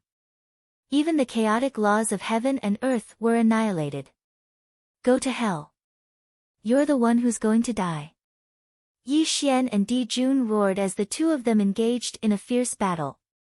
All sorts of unimaginable divine abilities intersected with each other, and a scene of the destruction of the heavens and the earth appeared. The 2 of them fought with all their might and entered a white-hot state. However, no one collected the Hongmeng immortal qi. The other quasi-saints started another chaotic battle as if they wanted to destroy the world. Mountains and rivers were destroyed and everything was turned into dust. The whole Longevity Mountain was shattered by the quasi-saints. The undulating mountains collapsed and the 100,000 miles long river vaporized into smoke. It was too bright and too terrifying. The battle between the quasi-saints could be said to be destructive. Thousands of miles of land collapsed and hot magma gushed out from the Earth's core. The boundless sky was collapsing and regenerating. The Emperor of Fengdu threw a punch at Kuanpeng. Kong Xian was fighting ancestor of all creation and Taoist Qing Tian alone. Zhen Yuanzi and Zhurong were fighting each other. Only Taoist Landia was approaching the Hongmeng immortal qi. However, every time he tried to collect it, he would be attacked by the quasi-saints. The heavens collapsed, the earth cracked, and all living things were destroyed. This battle lasted for a total of 7 days and 7 nights. Gradually, everyone became enraged. Their eyes were already blood red. They only wanted to kill their opponents before them and seize the primordial violet vapor.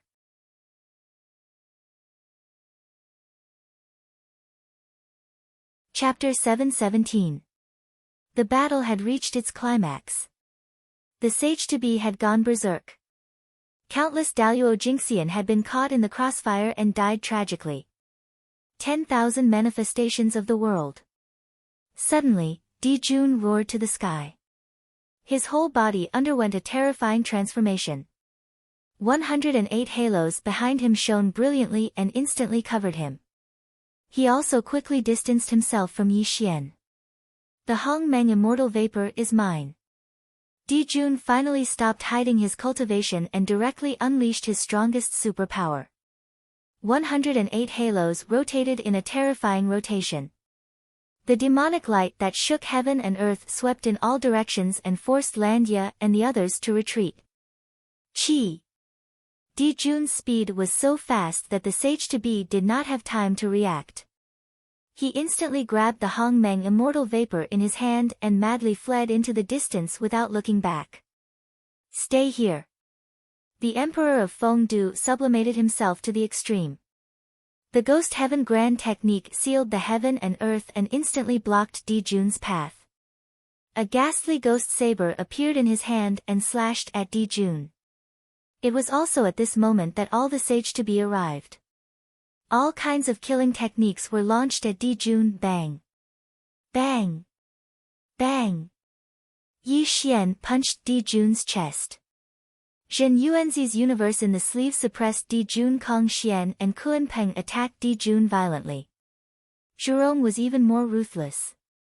He directly reached for Dijun's glabella as if he wanted to grab his sage-to-be true spirit and destroy it. His life was on the line. Although the Hongmeng immortal vapor was good, he had to be alive to take it. Facing the attacks of the sage-to-be, Dijun immediately made a decision. He immediately threw out the Hongmeng immortal vapor. Although he was severely injured, he still borrowed the power of the sage-to-be's bombardment to retreat from the battlefield. Puff! Dijun spat out blood and his body was cracked. Although he was the demon race's celestial emperor, he had no power to fight back in the face of so many sage-to-be. What made Dijun feel both unwilling and fortunate was that the sage-to-be began to fight for the Hongmeng immortal vapor again instead of attacking him. It was a pity that he had lost the Hongmeng immortal vapor that he had just obtained. This made Dijun extremely unwilling. Moreover, Dijun was already severely injured from the attacks of the sage-to-be. If he forcibly seized Hongmeng immortal vapor, he would be in danger. I got it. In this chaotic battle between quasi-saints, Ancestor Wanxiang laughed wildly. Hongmeng immortal qi had somehow fallen into his hands, causing him to roar in excitement. Treasure, please turn around. Taoist immortal vapor. And Taoist. And Landia bowed towards the gourd and calm. And calm. The green gourd swayed in the void. The mouth of the gourd opened and a beam of ascension immortal light shot out. It instantly disappeared before the eyes of the quasi-saints. No! A beam of green light instantly pierced through the Wanxiang ancestor's forehead, causing him to let out a shrill cry of despair. However, his forehead was being annihilated inch by inch until it spread to his entire body. With a muffled sound, the Wanxiang ancestor had actually turned into dust between heaven and earth. Immortal flying saber. Yi Xian immortal vapor froze and left the battlefield instantly. The other sage-to-be did the same. They all kept a safe distance from Landia. Buzz! The Hongmeng immortal vapor was once again ownerless. However, none of the sage-to-be dared to act rashly. They focused their attention on Taoist Landia and looked at him with a heavy heart. Although Ancestor Immortal Vapor had just become a sage-to-be, he was still a sage-to-be. However, Landia Immortal Vapor was too terrifying. The green gourd in his hand could kill a sage-to-be. Fear, great fear. The sage-to-be felt heavy. They did not expect the immortal flying saber in Landia Immortal Vapor's hand to be so terrifying. Everyone, if we continue to fight like this, no one will get the Hongmeng Immortal Vapor. Instead, it is very likely that you will die here. Why don't we draw lots to decide who will get the Hongmeng Immortal Vapor? Landia Immortal Vapor said solemnly. He did not show his strong side because of the immortal flying saber. At this moment, Zhen Yuanzi Immortal Vapor came to his side. The two of them looked at the sage-to-be together. Okay, I agree. Emperor Jun Immortal Vapor narrowed his eyes and was the first to agree. He was severely injured and Ancestor Immortal Vapor had died. He had become the weakest party. If they continued to fight, his chances of getting the Hongmeng Immortal Vapor were too slim. Since Daoist Landia Immortal Vapor has proposed, the three of us have no objection. Yi Xian Immortal Vapor narrowed his eyes and smiled. However, no one noticed that a strange look flashed across Yi Xian Immortal Vapor's eyes. Okay, I have no objection as well. The Emperor of Fengdu coldly agreed. Clearly, he was not confident that he could get the Hongmeng Immortal Vapor if they continued to fight. As the Sage-to-be Immortals agreed one after another, the chaotic battle between the Sage-to-be Immortals finally came to an end. However, drawing lots was one thing. The Sage-to-be Immortals present were not fools. They would not allow anyone to play any tricks in the process. Daoist Landia Immortal Vapor naturally knew what the Sage-to-be Immortals were thinking, so he suggested, for the sake of fairness, how about we let someone else preside over the drawing of lots?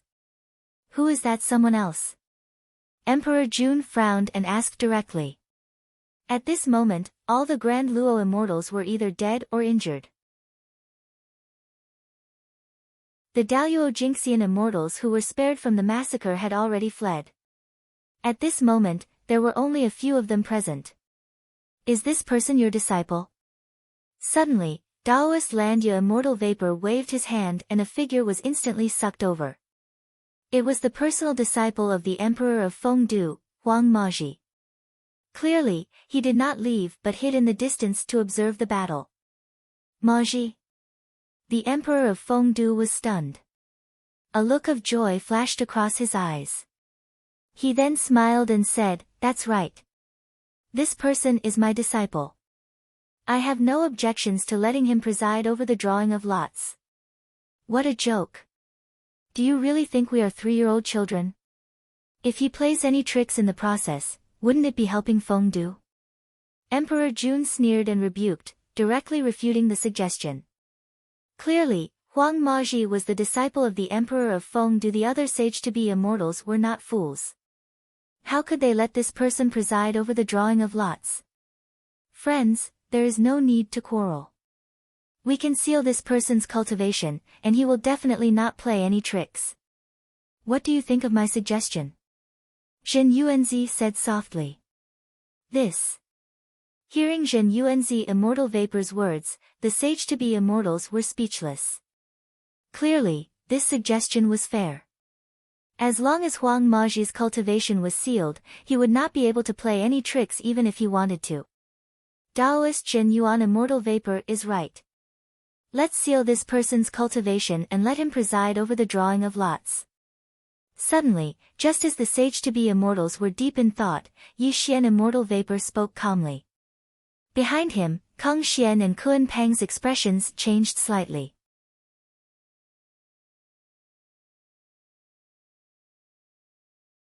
Chapter 718. Celestial Emperor, you can't do that.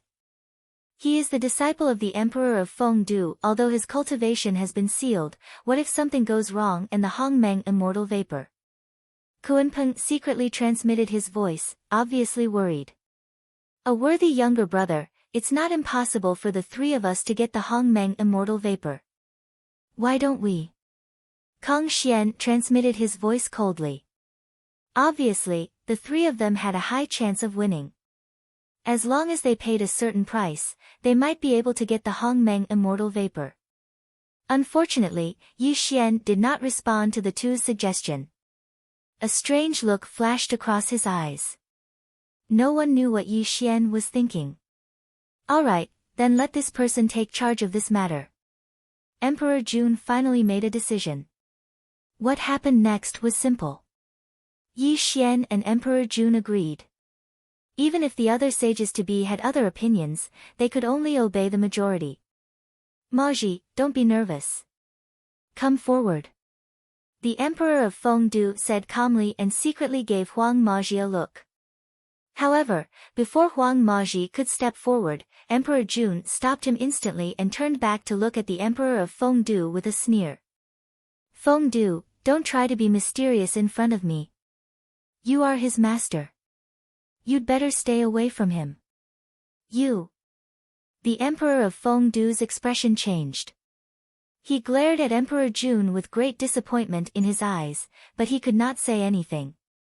Little friend, go and find 8 green stones and a purple stone. Put them in a cloth bag. Whoever can catch the purple stone will get the Hongmeng Immortal Vapor, Taoist Landia said to Huang Maji with a smile. Yes. Yes. I will do as you say.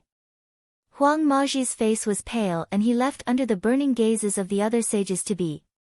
However, none of the sages-to-be present could follow him because everyone's cultivation was extremely strong.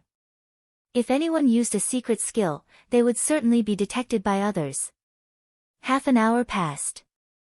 Huang Maji finally came back with a cloth bag in his hand. No one could see what was inside. My friends, it's best not to use your Dharma eyes to see what's inside the bag. If anyone violates the rules, he will lose the right to get the Hongmeng Immortal Vapor. Zhen Yuanzi said softly. This also made some of the emperors and Emperor of Fengdu's expressions change slightly. They could only withdraw their Dharma eyes. After all, everyone present was a quasi-sage. It was impossible for anyone to play any tricks here. The following matters were extremely serious, and Huang Maji's cultivation was sealed, were. Huang Maji's face was pale as he looked anxiously at the other quasi-saints. However, the other quasi-saints were all staring at the pouch in his hand, their eyes burning with passion. Before the drawing of lots begins, we have to agree on 3 rules. If anyone draws a violet stone, then the primordial violet energy will belong to that person. The others are not allowed to fight for it again, otherwise, we'll attack together and annihilate that person on the spot. Taoist Luya warned with a cold voice. No one rejected Landia's suggestion. This was a matter of course. Otherwise, if someone really got the Hongmeng Immortal Vapor and the others fought for it again, wouldn't it be meaningless? I'll go first. Zhen Yuanzi strode forward and was the first to put his hand into the bag. The other sages-to-be watched nervously, afraid that Zhen Yuanzi would get the purple stone. Phew! The other sages-to-be heaved a sigh of relief because Zhen Yuanzi did not draw the purple stone. However, everyone's forehead was covered in sweat as if they had gone through a life-and-death battle. It seems that I'm not fated to get the Hongmeng Immortal Vapor. Zhen Yuanzi smiled bitterly and retreated. I'll do it. Zhu Rong strode forward and reached his hand into the pouch. He groped around for a while and took out a green stone. This caused his expression to change. He let out a long sigh and retreated. At this moment, there were only 7 stones left in the bag. One of them was a purple stone. This made the remaining sages-to-be even more nervous. However, no one noticed that Yi Xian's expression was calm. There was no emotion in his eyes, as if he did not care who the Hongmeng Immortal Vapor belonged to. However, Yi Xian looked at Huang Maji with a strange look in his eyes. The corners of his mouth curled up slightly. No one knew what he was thinking. Taoist Qing Tian strode forward anxiously and groped around in the bag for more than 10 breaths. However, he still drew the green stone. This made him very disappointed and he retreated. As the drawing continued, the atmosphere became increasingly tense. Landia did not draw the purple stone but he was not disappointed. He smiled and retreated. Let me do it. Suddenly, Yi Xian took a step forward and arrived in front of Huang Maji. When the two of them looked at each other, they instantly separated. Don't let him get the Hongmeng Immortal Vapor. Emperor Jun's eyes were bloodshot. He was screaming in his heart.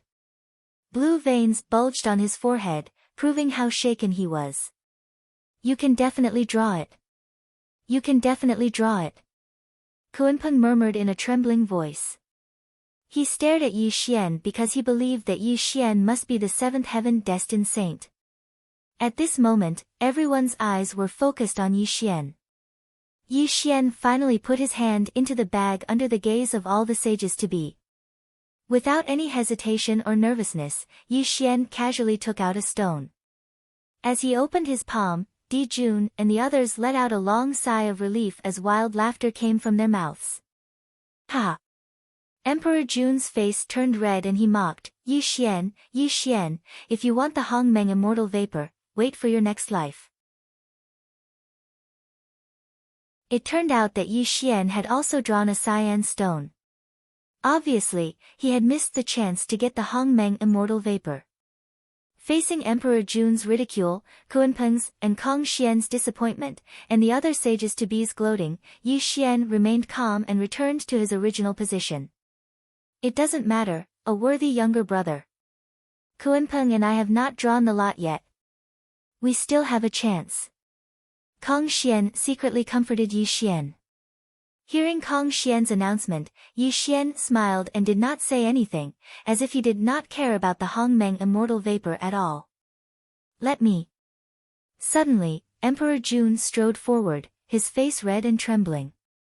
At this moment, more than half of the people had drawn the lot, but none of them had drawn the Hongmeng immortal vapor.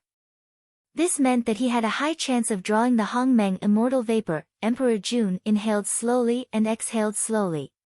His face became extremely solemn. Finally, he put his hand into the bag.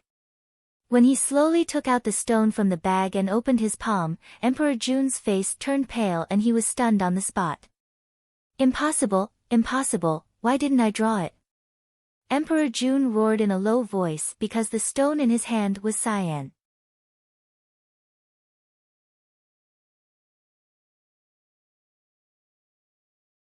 Chapter 719. Unwillingness, disappointment, anger, and all sorts of emotions grew in Emperor Jun's heart. He even had thoughts of snatching the Hongmeng immortal vapor.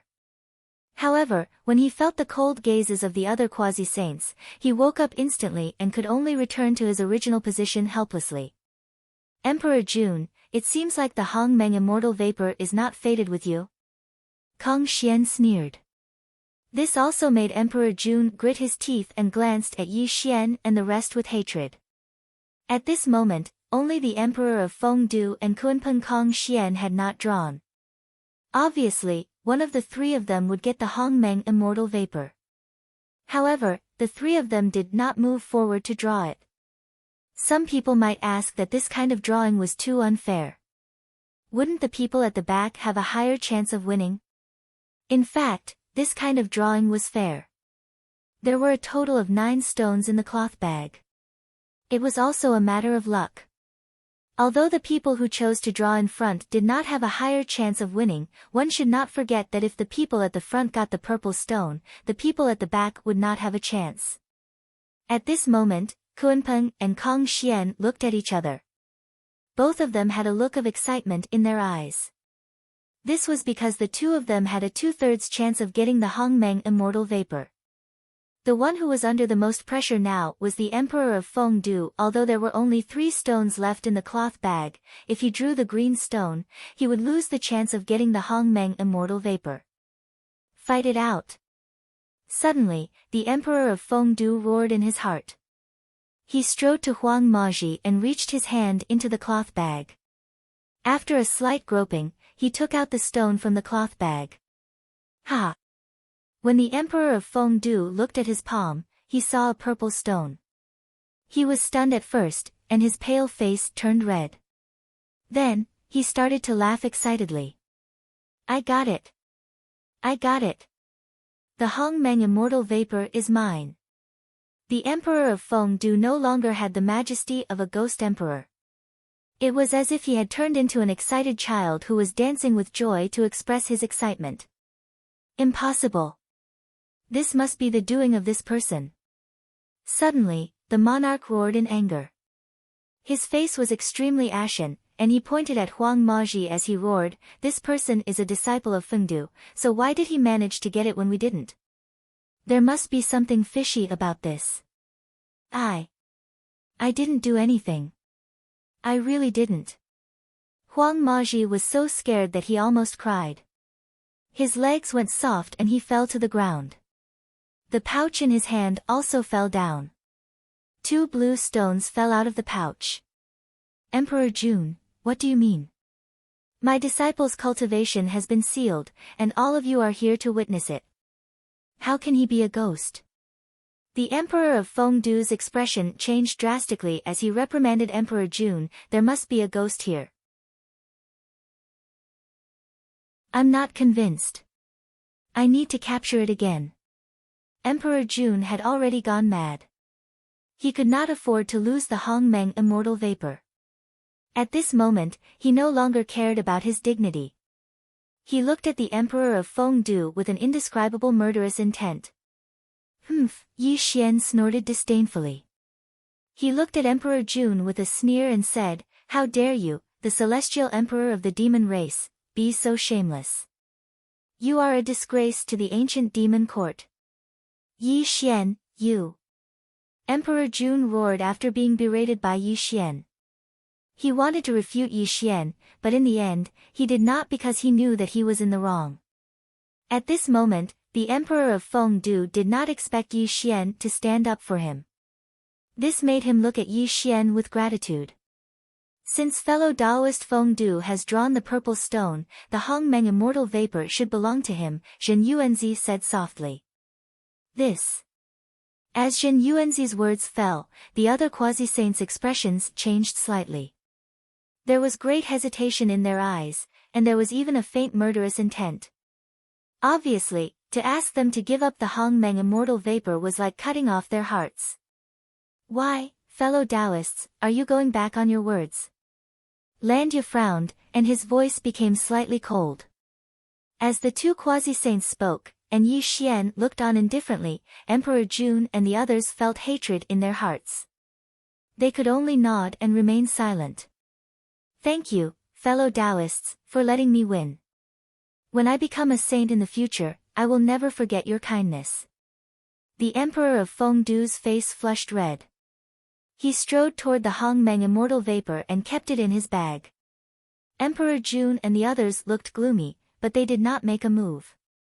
I will take my leave now. In the future, I will personally pay you a visit and thank you for today's kindness. The Emperor of Fengdu put on a fake smile. He rolled up the dark light that covered the sky and took Huang Maji with him as he turned into a beam of light and left. The remaining quasi-saints narrowed their eyes and dispersed. They did not even bid farewell to each other when they left. Let's go too. Yi Xian called out to Kunpeng and Kong Xian.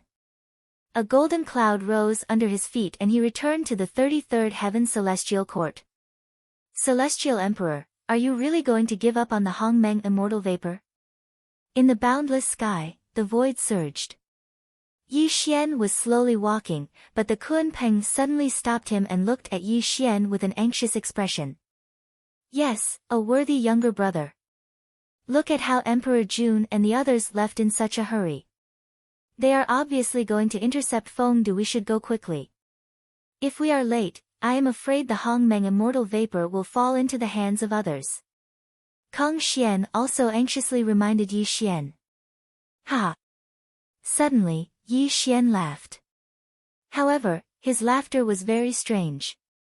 This made the 2 quasi-saints stunned. They did not know why Yi Xian laughed. Everything is under my control. Emperor Jun and the others will not be able to get the Hongmeng immortal vapor. Yi Xian laughed heartily and walked forward again. This made Kunpeng and Kong Xian stunned. They did not know why Yi Xian looked so confident. A worthy younger brother, what is going on? Kong Xian quickly caught up with Yi Xian and asked the question in his heart. Elder brother, don't worry. You will know in a while.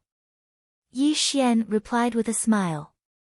However, the conveyance light around him became more and more intense. He was heading east at an extremely fast speed. This made the 2 quasi-saints follow him in surprise. Dongxing Divine Continent, Tongtian Peak. A pavilion surrounded by clouds stood on the peak of the peak. It gave people a feeling of falling into a fairyland. Yi Xian sat in the pavilion. Kong Xian and Kunpeng stood beside him. However, the two of them were extremely anxious. They did not know why Yi Xian had brought them here. Pust. Suddenly, a shadow cut across the sky and appeared on the peak of Tongtian Peak. He strode towards Yi Xian with a flattering smile on his face. Sir. The person entered the pavilion quickly and knelt down in front of Yi Xian. There was a look of excitement on his face. Ha, Fatso Huang, it has been hard on you. Yi Xian laughed as he intimately helped this person up. This caused Kunpeng and Kong Xian to be stunned on the spot. Kunpeng and Kong Xian could not believe their eyes. They felt that they had fallen into a dream. What did they see?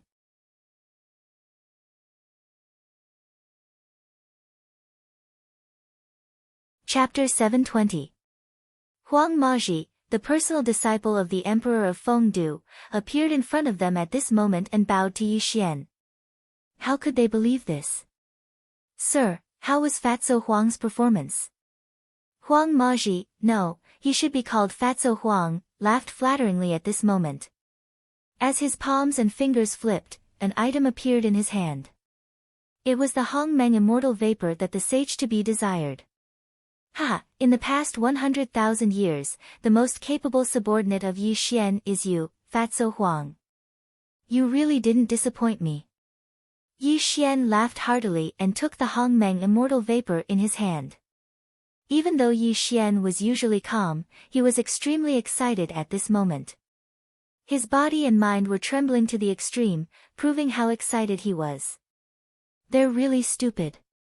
They thought that everything would be fine just because they sealed my cultivation. Unfortunately, they didn't know that when I was a mortal, I was already very proficient in the tricks of the mortal world.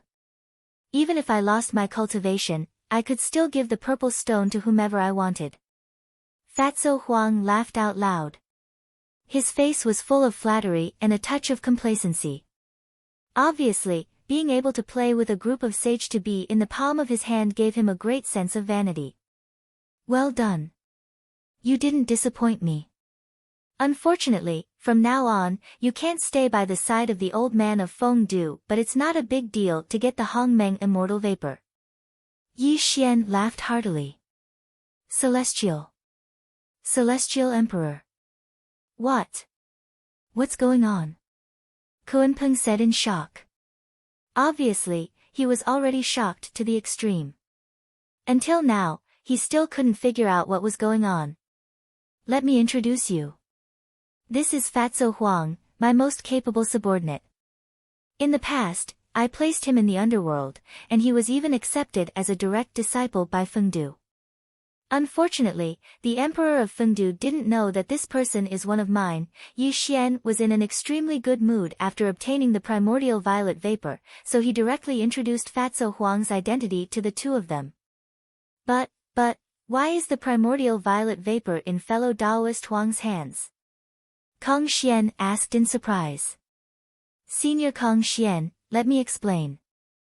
Fatso Huang smiled and began to narrate the whole story.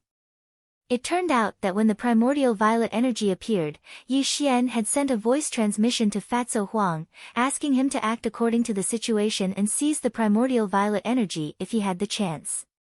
Of course, Yi Xian didn't put his hopes on Fatso Huang. After all, Fatso Huang was only at the zenith heaven realm. It was impossible for him to participate in this sage-to-be contest. But he never expected that the primordial violet vapor would belong to someone by drawing lots in the end. And Fatso Huang's timely appearance gave him the best opportunity. Fatso Huang was not from the Earth immortal realm.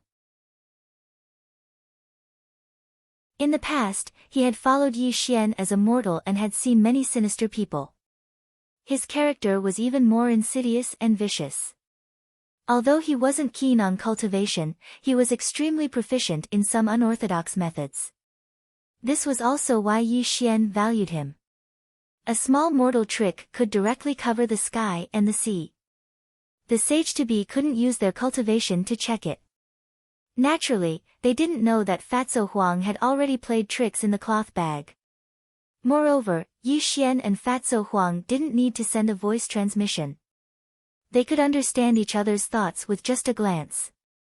This was also a tacit understanding formed over many years. Under Yi Xian's signal, Fatso Huang directly let the Emperor of Feng Du draw the purple stone. This was also the process of drawing lots. As for why the primordial violet vapor was in Fatso Huang's hands, the reason was actually very simple. The Emperor of Feng Du was not stupid. How could he not know that the other sage-to-be wanted to kill him when he hurriedly left with Fatso Huang? And Fatso Huang was his personal disciple. Although the primordial violet vapor was important, the other sage-to-be would definitely keep a close eye on him. The only right choice was to let Fatso Huang keep the primordial violet vapor and let him bring it back to the netherworld. When Fatso Huang left with the primordial violet vapor, the Emperor of Feng Du was indeed besieged by Emperor Jun and the others. At this moment, it was unknown how far the battle had progressed. However, the Emperor of Feng Du had never thought that his personal disciple, Fatso Huang, would be one of Yi Xian's men. Everything about him had been calculated by Yi Xian and Fatso Huang. When he knew this result, the Emperor of Feng Du would be furious and would definitely hate Yi Xian and Fatso Huang to death. When Fatso Huang finished narrating the whole story, Kuanpeng and Kong Xian were already in a daze. They only recovered after a dozen breaths. However, they looked at Yi Xian with an extremely complicated expression. Terrifying, too terrifying, so terrifying that it was unimaginable. The two of them had never thought that Yi Xian's shrewdness was so deep that he could play the sage-to-be in the palm of his hand. He even obtained the primordial violet vapor, an unimaginable treasure. I, your humble servant, admire you. Kuanpeng bowed. He was in awe of Yi Xian from the bottom of his heart. He was deeply grateful that he had chosen to follow Yi Xian. If he had really returned to the ancient demon court, with Yi Xian's means, he would definitely die without a burial place in the future. Ha, a worthy younger brother, I really admire you. Kong Xian laughed loudly with great admiration in his eyes. The primordial violet vapor is the key to becoming a saint. How can I really give it up? Yi Xian said with a slight smile. Yi Xian had obtained the primordial violet vapor and Fatso Huang had returned.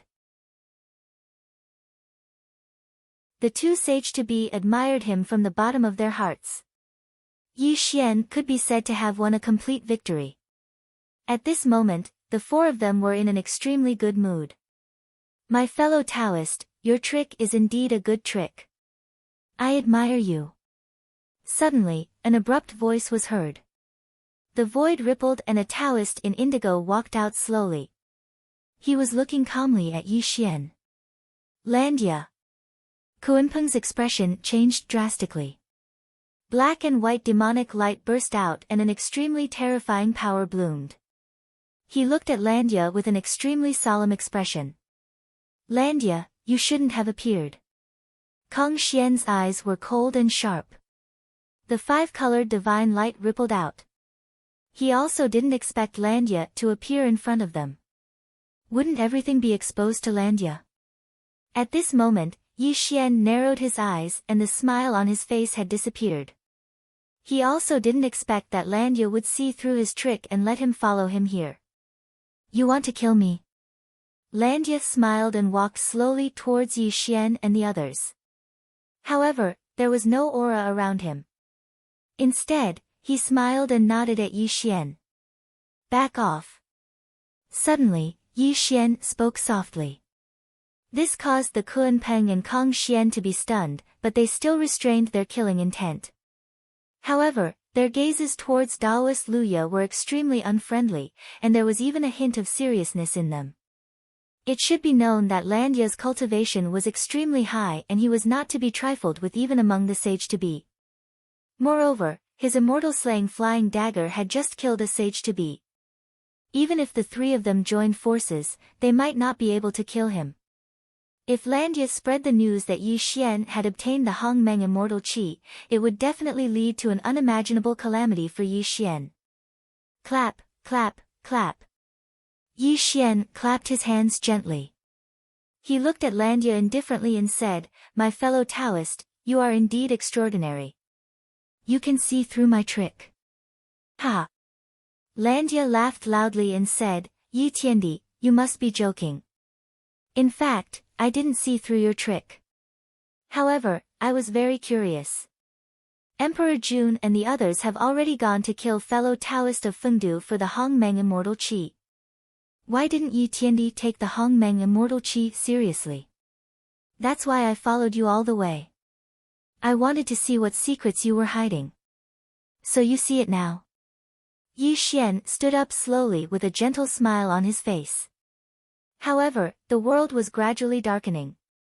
An extremely terrifying aura locked onto Landia and sealed the world tightly.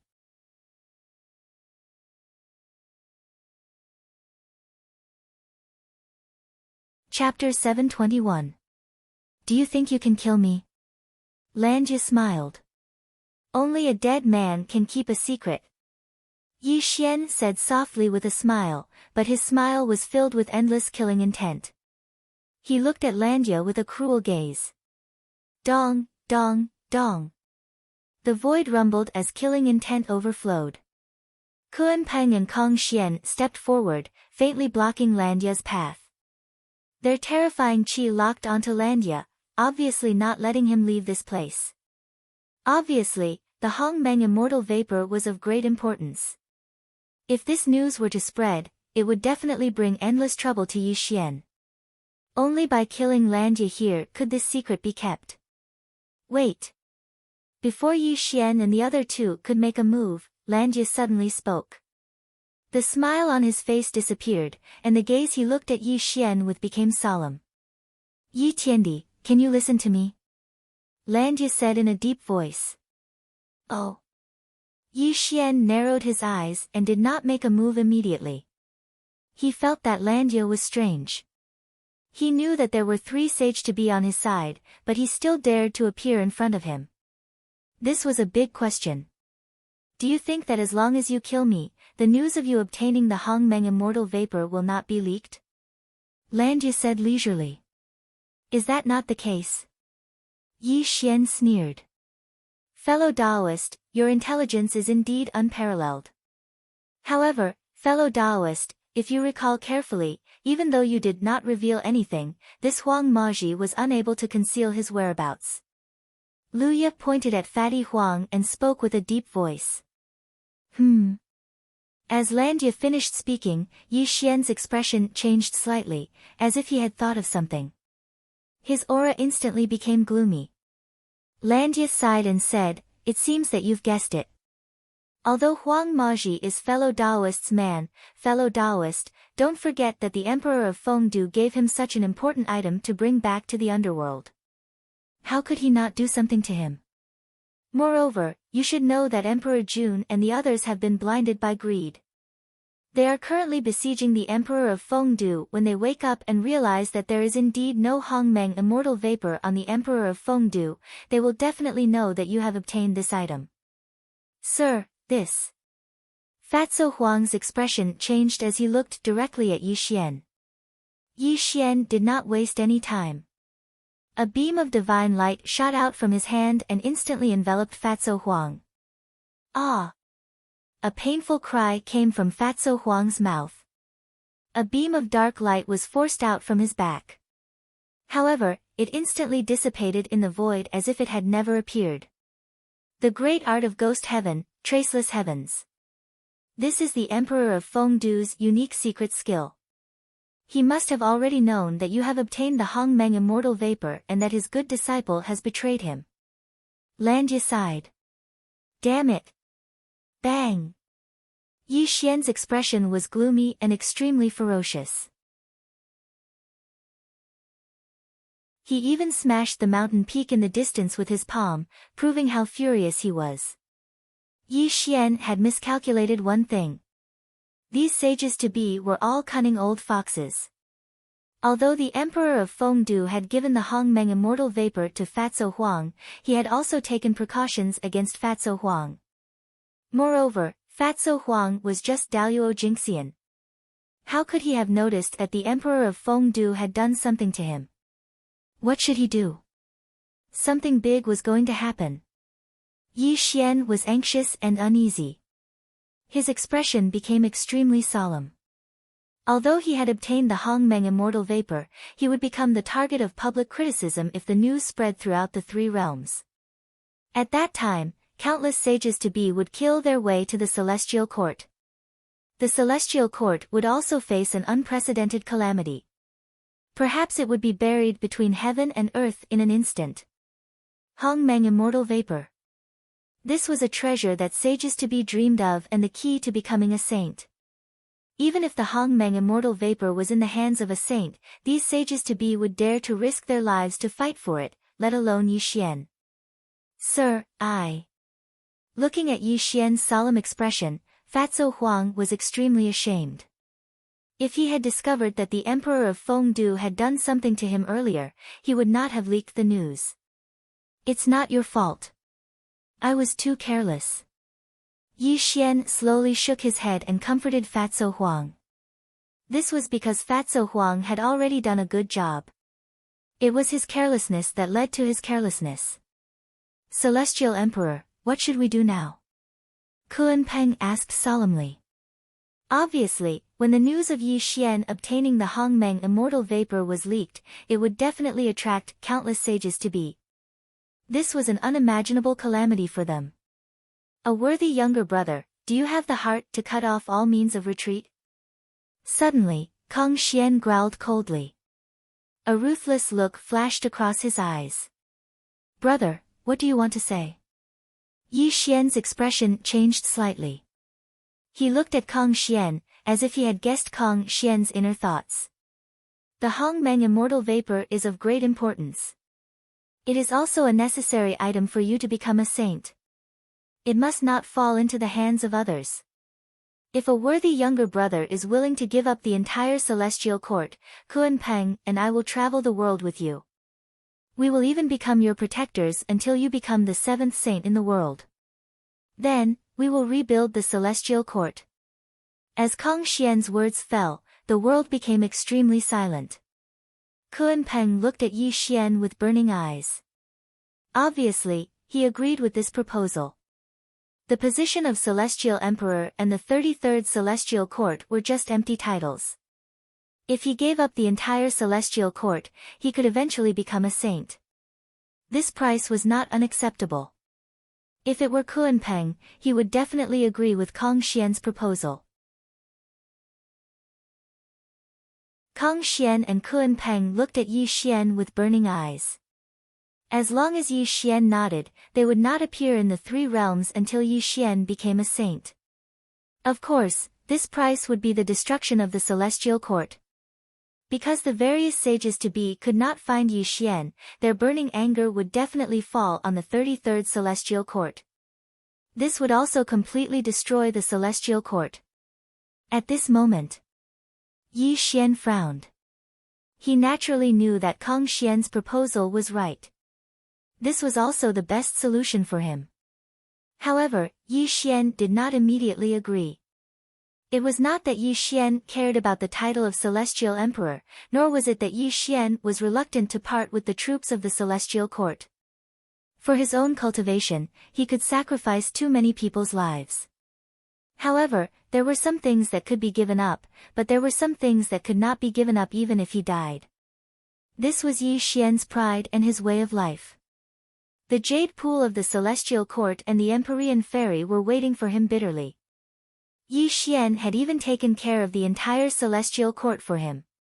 There were also the various demon kings who had followed him in the lower domain.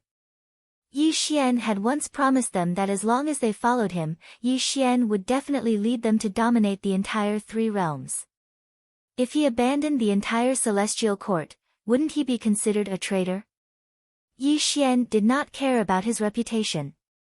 However, he was a man and a proud man. He could not do such a thing.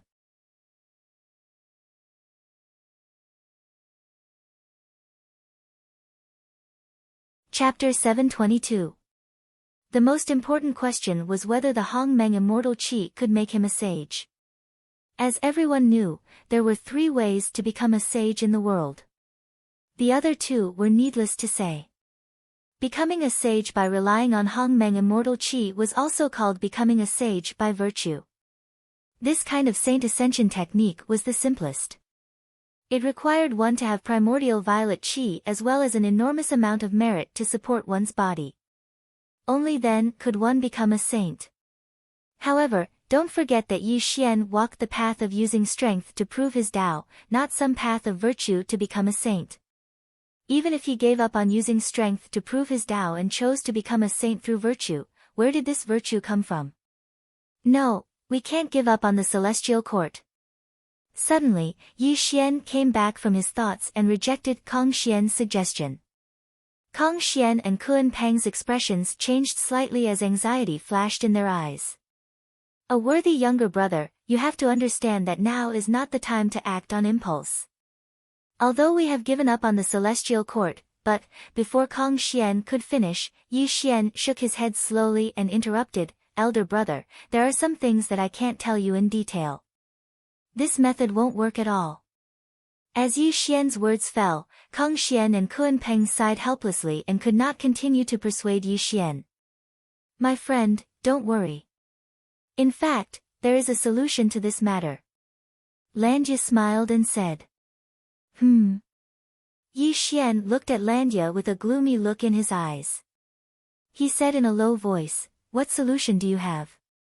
Yi Daoyu, don't forget that although the Emperor of Fengdu knew that the Hongmeng immortal chi was in your hands, Emperor Jun and the others did not know about it. Even if the Emperor of Fengdu told them that you had the Hongmeng immortal chi, as long as you deny it, they can't do anything to you. And don't forget that the Hongmeng immortal chi was taken away by Fengdu himself. He is the biggest suspect. Landya said with a kind smile on his face. Upon hearing Landya's words, Yi Xian's face froze for a moment before a light flashed in his eyes. That's right. As long as he didn't admit it, even if the great Emperor of Fengdu revealed the news of him obtaining the primordial violet vapor, so what? One had to know that the primordial violet vapor was taken away by the Emperor of Fengdu himself. He was the biggest suspect. Yi Xian suddenly realized that he had overcomplicated the matter. If it weren't for Landya's reminder, he probably wouldn't have been able to walk out of this dead end. Why are you helping me? Yi Xian looked directly at Landya, hoping to see through his thoughts. However, Landya was still smiling, so no one could tell what he was thinking. Fellow Taoist, you're the 7th heavens will saint. I know that I'm not fated to be a saint, so I naturally want to form a good relationship with you.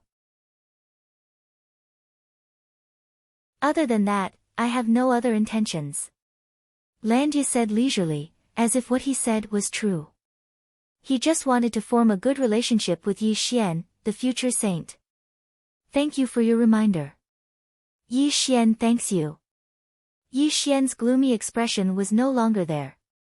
A smile appeared on his face as he cupped his hands and bowed to Landya, as if he really believed what Landya had said.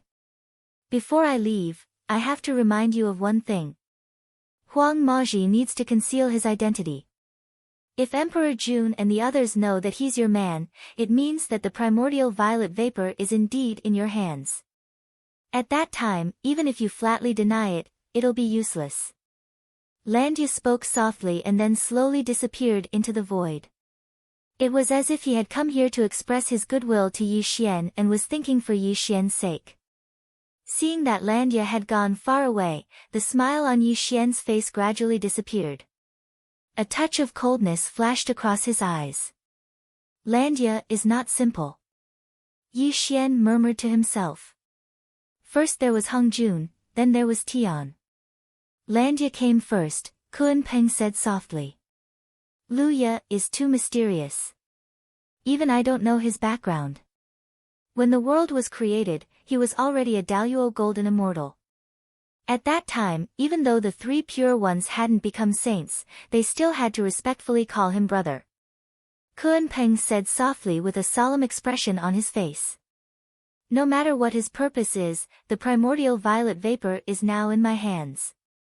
I just have to be on guard against him. Let's go. Yi Xian directly called the three of them. A magic cloud rose under his feet and he returned to the 33rd Celestial Court. After obtaining the primordial violet vapor, Yi Xian had to study it. He had to find out what the use of the primordial violet vapor was and why it was the key to becoming a saint. Moreover, he had to stay in the Celestial Court because various quasi-saints would definitely come to the Celestial Court to test whether he had really obtained the primordial violet vapor. If he was not in the Celestial Court, there would definitely be great chaos. At the same time, in the vast sky and boundless land, several figures fought from the sky to the ground, and from the ground to the sky. There was even the quasi-saint's blood sprinkling across the sky. The Emperor of Fengdu fled in a sorry state, with several quasi-saints chasing after him. Fengdu, hand over the primordial violet vapor and I will spare your life. Emperor Jun attacked violently. Every demon clan art created a scene of destruction. Mountains and rivers were shattered and rivers flowed in reverse. The terrifying scene was indescribable. Not only Di Jun, but Zhurong was also crazily chasing after the Emperor of Fengdu. Qing Tian Daoist was also secretly attacking the Emperor of Fengdu. The Emperor of Fengdu had suffered an unprecedented injury due to the encirclement of 3 presages. I have already said that the primordial violet vapor has already been handed over to my disciple. However, this unscrupulous thing is actually Yi Xian's man. The primordial violet vapor is not in my hands at all. The Emperor of Fengdu was bathed in blood. He was constantly using ghost path art to fend off the attacks of the 3 quasi-saints. It was no wonder that the Emperor of Fengdu was in such a sorry state. Emperor Jun alone was enough to suppress him. Moreover, there was Zhurong, the fire ancestral sorcerer. Even though he was the supreme ghost emperor of the underworld, he was still running for his life. However, the Emperor of Fengdu's eyes were bloodshot. Although he was being chased crazily, his hatred for Yi Xian and Fatso Huang was like a maggot gnawing on his mind. Humiliation, a great humiliation. This was simply a great humiliation. The Emperor of Fengdu had never thought that he would be played by Yi Xian and Fatso Huang. He had even made a wedding dress for Yi Xian. The ghost path art, Traceless Heavens, contained a trace of the Emperor of Fengdu's primordial spirit. No matter where Fatso Huang went, the Emperor of Fengdu would know his whereabouts. This was also the trick he had done to Fatso Huang to prevent any accidents.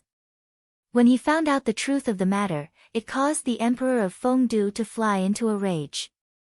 He wished that he could tear Fatty Huang and Yi Xian into 10,000 pieces, but Di Jun and the others just had to rush over and surround him. No matter how he explained, Di Jun and the others wouldn't believe him. Hand over the primordial violet vapor. Emperor Jun roared coldly and mercilessly. Emperor Jun, calm down and think about it. Why didn't Yi Xian chase after me like you? Does he not care about the primordial violet vapor? The Emperor of Fengdu fled crazily and roared loudly. You're tuning into the Blissful Bookshelf YouTube channel. We're so grateful for your support and don't forget to subscribe to join us on this incredible journey through captivating stories. Your generosity through donations truly makes a world of difference, as it's the primary source of revenue that allows me to expand and enhance this channel for you. Thank you from the bottom of my heart for being a part of this adventure.